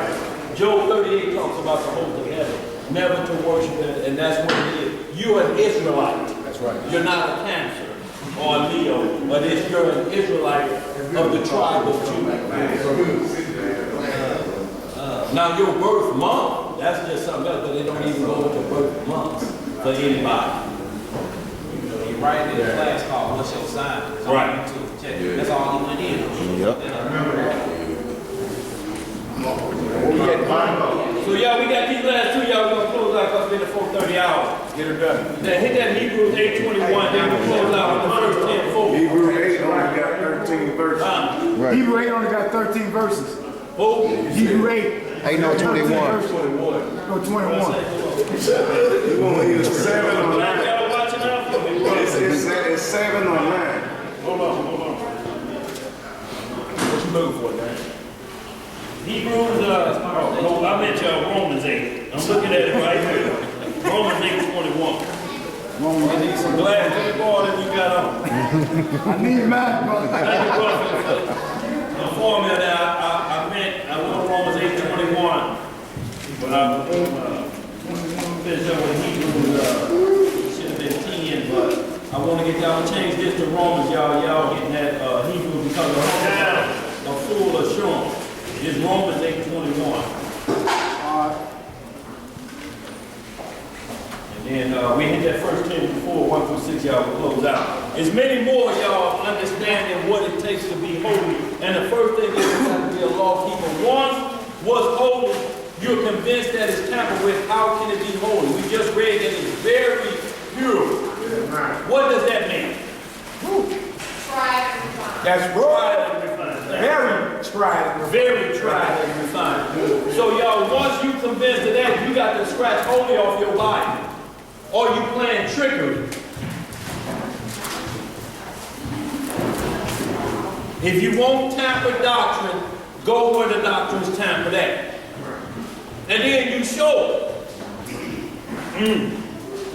You ain't gonna shop at Saks Fifth Avenue and expect to get a bootleg or anything against you, because you know what you're going out there if the purses start at $600. Now there's another Saks that you can shop at. The Soul Brothers come in a barbershop with a sack full of goods. Turn it out. And you can get certain items for a certain price. But you know what's in them sacks. You know that shop in that sacks is what it is. Romans chapter 8, verse 21. Yes, sir. And we're going to read down and say about, this is the last of y'all understanding hope, the hope we have for. Y'all, if we hope, and they telling us this the kingdom of God right here, where's your hope? You think Negroes over in the Demona Desert, that's the hope you've been waiting on? Right. Somebody else died over there too. Yeah. Somebody else will pass. That's the hope. It's still sickness there. Cause it's got a Home Depot fence around it. It's the kingdom of heaven. You like I seen that at Home Depot. That's what you hoping for. Hey Isaiah, you got the fence post for the kingdom of heaven, man? Yeah. Go on, you want to Say you got to put a fence up. Yeah. All right, Romans 8, verse 21. Book of Romans, chapter 8, verse 21. Because the creature itself also shall be delivered from the bondage of corruption to the glorious liberty of the children of Yah. So we'll be delivered from the bondage of corruption, meaning we won't die anymore. We won't get old. Whatever age you were when you resurrected, if you was 100, you will be resurrected to 100, looking like a newborn baby with that skin on your face, never to fade again. None of this stuff with cosmetic surgery. Well, you just keep drawing up on the skin. And it causes a woman to have to wear a turtleneck because they draw all this up to here.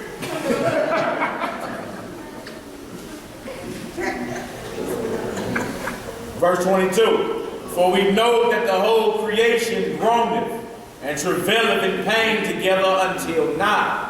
And not only they, but ourselves also, which have the first fruits of the Spirit, even we ourselves groan within ourselves, waiting for the adoption, right? To wit, that is, the redemption of our body. See, so he said, even us who know the word, we still got the same hope that y'all that don't know, looking for that kingdom where there ain't no more pain, no more sorrow, no more death.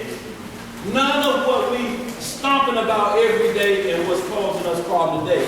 If you hoping for that and you get chased over to the desert, that thing is seen over there. That's the same thing you saw over here.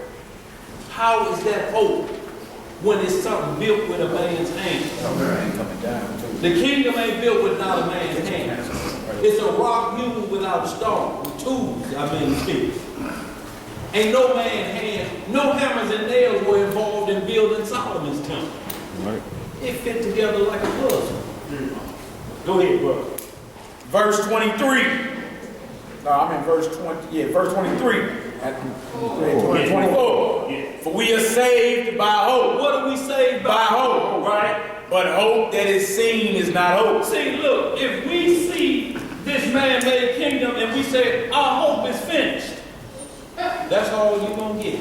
As soon as you walk in and you see what you left out of there, all you was hoping for is a loosed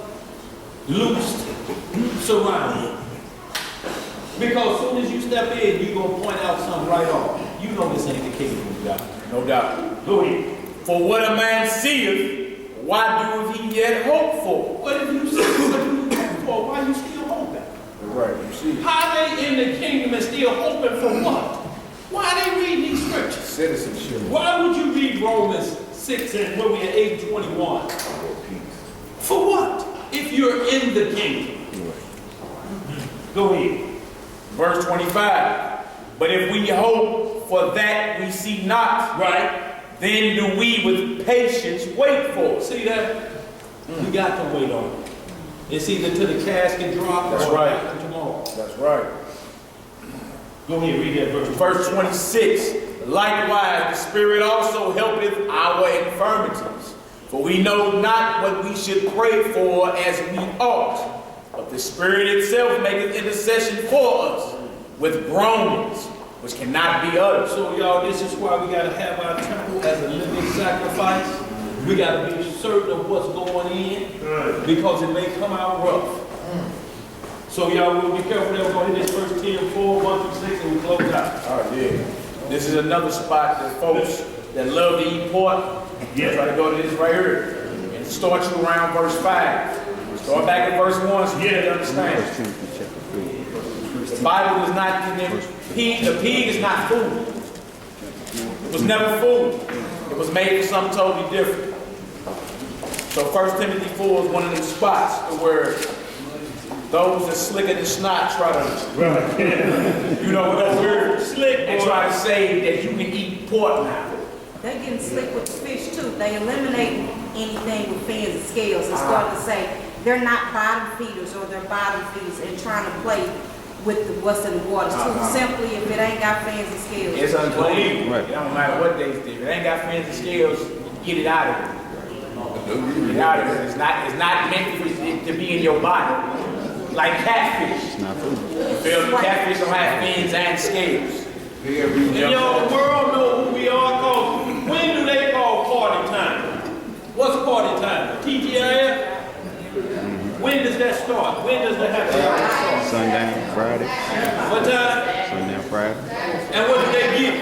What do they give you at the happy hour? Double up. Double up on what? Now look, normally it's $8 a shot. Sunday through Friday. I mean Saturday through Friday night. But on Friday night they lower it down to $2. So what are you gonna do is try to get your fill. Give me 3 of them. So you start the Sabbath off drunk.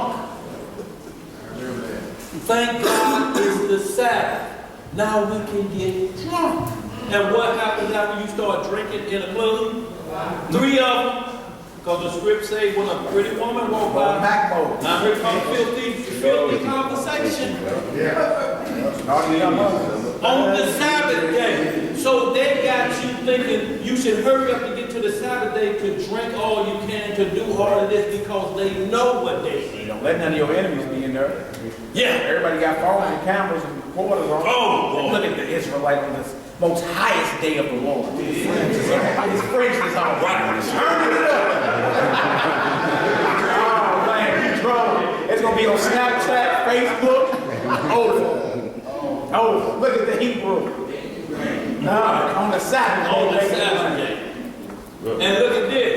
When the Messiah say he come back, pray that your flight be not in the winter or on the Sabbath. So there's an established day when he come back. He say, if I come back on these 2 days, it's gonna be the worst day on planet Earth. Y'all wake me up out of my rest, so I got to go on the rest day. It's gonna be painful. Who wanna get woke up on the day they rest and the day off? Matthew 24. Yep, Matthew 24 chapter. Pray that your flight don't be in the winter or the Sabbath. 24. Matthew 24. Read the whole chapter. That's about the second month. Read the whole chapter. That's about the second month. Stuff like that. Come on now, read the whole chapter. I'm just saying this in general for everybody. Don't try to read the whole chapter instead of Get full understanding. Right. In these verses and shit like that. Y'all, so he's letting us know that there's a and y'all listen to this. Listen to this. Either Paul contradicts himself with Acts 5 because he said that I taught them every Sabbath day. Every Sabbath day. The law and the prophets. Right. On the Sabbath day. And then you jump up in the 20 and he changed it. No, that ain't the truth. He just broke bread on the first day of the week, because if you look back, he said we had to tarry at Troas. That threw us off a day. So now we're breaking bread during this time on the first day of the week. And all it is saints coming together. Look, if say you get snowed in the Chicago airport on the Sabbath day. Finally the plane get here, do that stop us from breaking bread, which we was going to do on the Sabbath, but we got the first day of the week available. No, we just moved it to the next day. That don't make that the Sabbath day. Exactly. And then look, go off with what Brother Isaiah was saying. When they was asking the Messiah about things, he was just giving whole books for you to read. That's Like right. check the book of Daniel. Daniel got 12 chapters. Like reading that whole scroll. You know how many verses up in that did? You feel me? And then it make it better too because you end up searching and once you find it, you'll retain it longer. Then we just give you these spoons for each chapter and verse all the time. Then you lose it, you feel me? Because you ain't have to search yourself for it. You did? So that's how the Messiah dealt with it. You just look, go read the book of Daniel. Like, whoa. I don't know about the abomination of desolation. I gotta read all 12 chapters. All 12 chapters. All 12 chapters. Yeah. Get some understanding. Yeah. You feel me? Look, y'all, because we'll get lazy if you just keep going to one liner. That's what they're doing to you now, one liner. We'll tell you it's in the book of Matthew. You find it, we may even tell you the chapter, but it means for you to read verse 1 to the end of that chapter so you get good understanding. We don't like the one line because you have to back it up. We always tell you back it up 3 verses or move down 3 verses so that you get the full understanding of that verse. You can't leapfrog and you're going to miss it. We can make it say anything at that moment. Go ahead, let's get this last one on. We call it a day. 1 Timothy 4, 1 through 6. The book of 1 Timothy chapter 1. And y'all understand these are what it keeps saying, sanctified by the word. That's right. The only way you can be made holy is the sanctification of the word. You can say all of the titles of Christ's name all you want, but until you understand his word and his true mission, the disciples never, look, y'all ever read what a father called him his name? No. He only said my father and my son, didn't he? Yep. Ain't that how they communicate? Yep. But the word was in the midst of that as the judgment stick. I have kept thy word. Ain't that what he said? So y'all, we understand he was what he kept in the beginning. Give me back the glory I had before the world was. Yeah. If he's wanting that, he was a high priest after the order of Melchizedek before the world was, and that's what he returned to.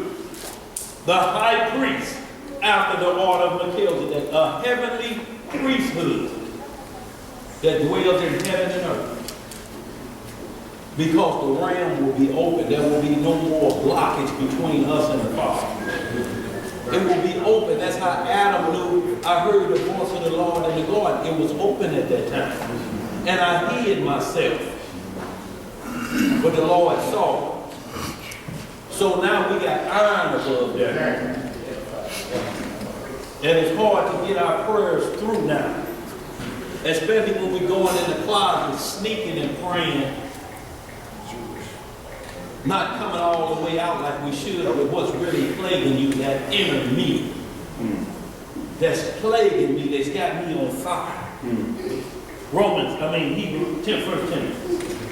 1 Timothy chapter 4, verse 1. What it say? Now the Spirit speaketh expressly, that in the latter In times, the what time? in the latter times, some shall depart from the faith. What are they departing from? The faith, In the last days.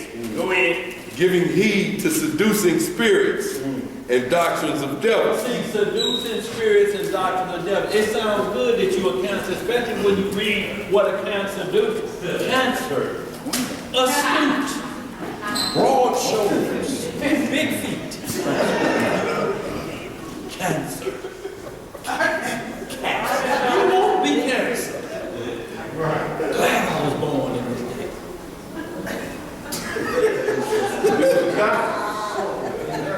They tell you who you are. You understand what I'm saying? They tell you who you are. So now you're like the religion that call themselves Pentecostal. You a feast day? You a feast day? You count 50, huh? You the Feast of Weeks. You Pentecostal. It's the same way with your horoscope. You a Cancer. No. You were born in the 6th month of this calendar system. Or 7th month, whatever it is. 7th month. Go ahead. Verse 2. Speaking lies and hypocrisy, having her conscience seared with a hot iron, Right?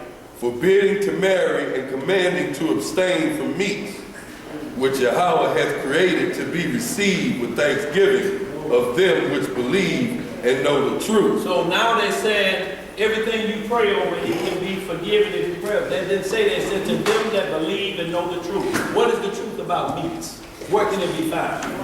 How can it be sanctified with the word of God? 14. Leviticus 11, Deuteronomy 14. That is the truth about meats, where meats are sanctified. If you find it somewhere else, let us know and we will be reproved. But other than that, we have to go right where the truth, the sanctification of meats are, is Leviticus 11, Deuteronomy 14 chapter. That's the truth. Where else we don't read it in the New Testament? Right? Peter rise, kill and eat. And then look, all we deal was in the text. It says forbidding to marry, so that's a doctrine. And then it says, and commanding to abstain from meats. What is that? Who commands that? Vegetarian. Like these gonna pop up in these last days, forbidding to marry. You got the Roman Catholic Church. Right. You know what I'm saying? Some of the popes can't get married. Right? The nuns and all that. You know, so you got to deal with what's on the table what he's talking about. He's talking about these certain doctrines right here are being commanded. You feel me? And he called it the doctrine of the devil. Right? Now can somebody come out of 2,000 years later and say, well, that means I can eat swine? He ain't even talking about that. He talking about the lifestyle of a vegetarian, which is nothing wrong with it. There ain't nothing wrong with being a vegan or a vegetarian, but when you see me, because you're going to see me eating lamb. Meat. I'm not no vegetarian. So when you see your brother eating lawful meat, don't be offended. Right. Like, dang, Mario over here eating some lamb. Yeah, smashing. But it's people out here commanding to abstain from meats. Right? That's somebody commanding to be a vegan. Keep on reading, man. All right, go ahead. No, I just wanted to show him something while you're reading. I just want about the creature part. Go ahead. For every creature of Yahweh is good. So if that meant every creature, what is a human being? What is a creature? Ain't we trying to become new creatures? So if you can eat every creature, if it's that, then we can pray on that right there. Can y'all see that? Hands up. That's a foot wrapped up. That's a real foot long, huh? Real foot long. Right. How about some of that? How about some skull and rice? Look at that package, the UPC logo. See, then that you would have to accept that scripture, this would have to be accepted. Cannibalism, because we are a creature, meaning a creation of the Most High. Right? And then what does the good mean? Finger licking good? Right. It means it has a purpose. That's what I'm saying. Like use your common sense. That has a purpose, right? But he gonna keep reading for you. What else to say? For every creature of Yahweh is good, and nothing to be refused, if it be received with thanksgiving. Don't stop there. Verse 5. Not stop there. Right. For it is sanctified by the word of Yahweh and prayer. So it's saying it must be sanctified by the word and prayer. So when you pray over your food, it must be sanctified food. Food that's set apart and holy. Clean according to the word. Right. What does sanctification mean? Clean. What has to be clean according to the word? Yeah. What word? The Most High. All right, so where I go and read about the clean and unclean food you can eat. Leviticus 11 through Romans 14. It's real easy, y'all. If you know it. All right, go ahead. For it is sanctified by the word of Yahweh and prayer. There it is right there. If thou put the brethren in remembrance of these things, thou shalt be a good minister of Christ, of Jesus Christ, nourished up in the words of faith. See how you gonna be nourished up? Because see, you're eating the words of truth. That's gonna first nourish you up. And then when you're eating a clean diet, and we don't like to say kosher, but it may come out. Kosher means sanctified by a rabbi. Clean is what's in the Bible. Right. Kosher ain't in the Bible. That ain't the word. If it come out of your mouth, whatever, it's clean though. Clean food. That's the word you should start practicing saying. I practice a clean diet. Is it kosher? No. Damn, know nothing about all that. Right. It's clean. It's clean.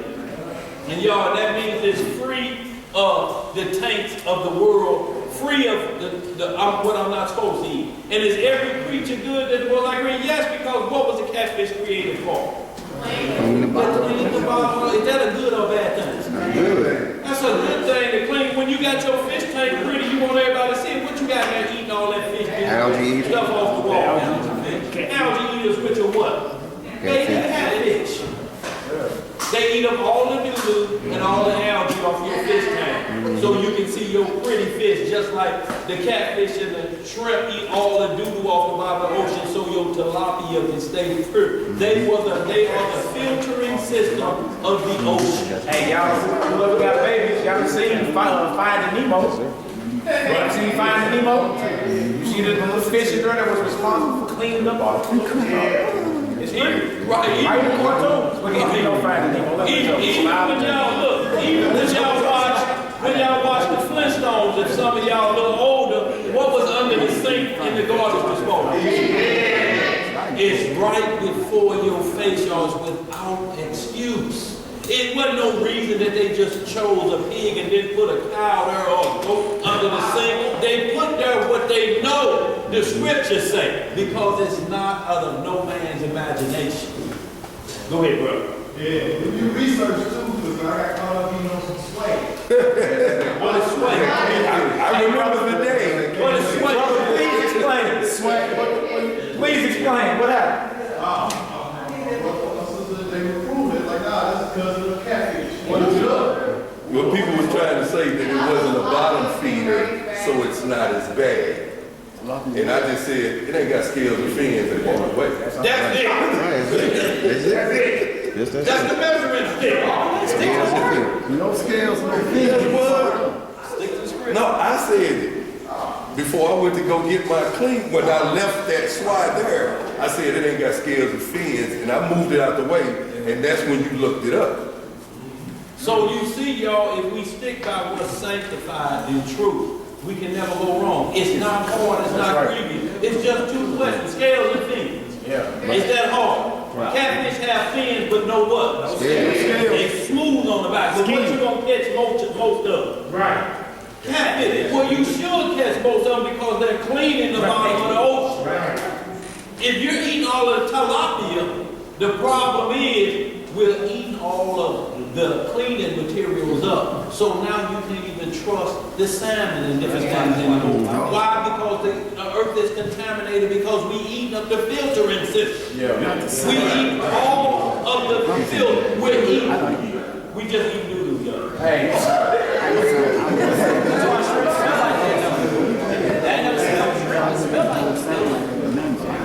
Go ahead, brother. Hey, the animals, or the fish in the water with the fins and scales, I just let you know how infinite the Most High is, right? How unknown he is. The fish with the fins and scales have a certain digestive system, right, that allows them to block any poisons that they may come across while they're in the waters, while they live in the waters, whatever.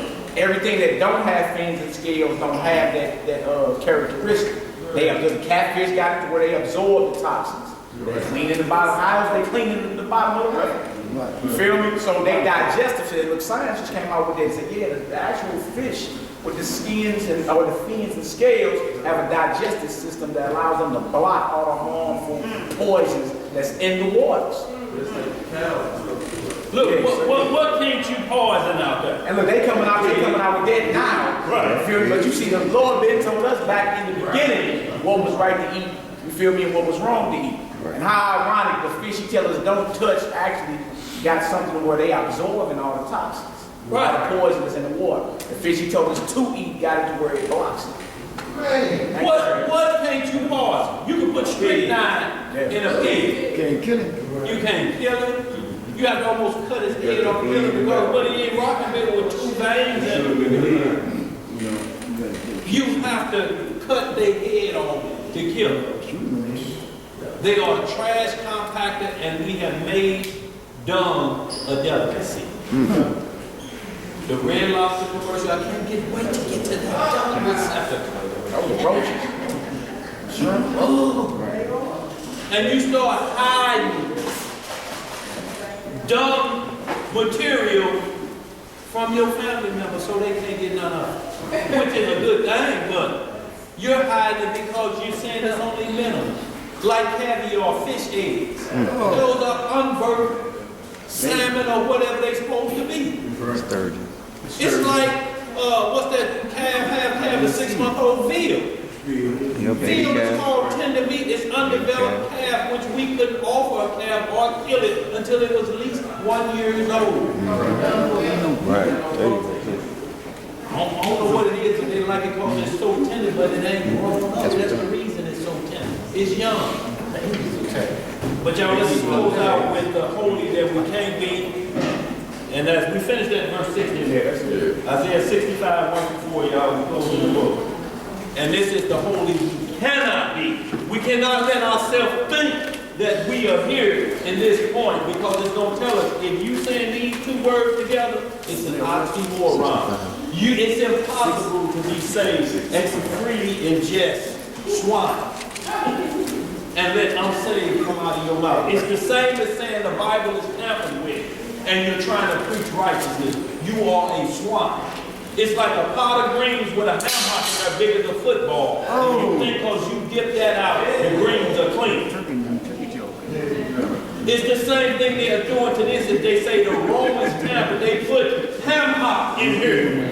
And you still got holy on it?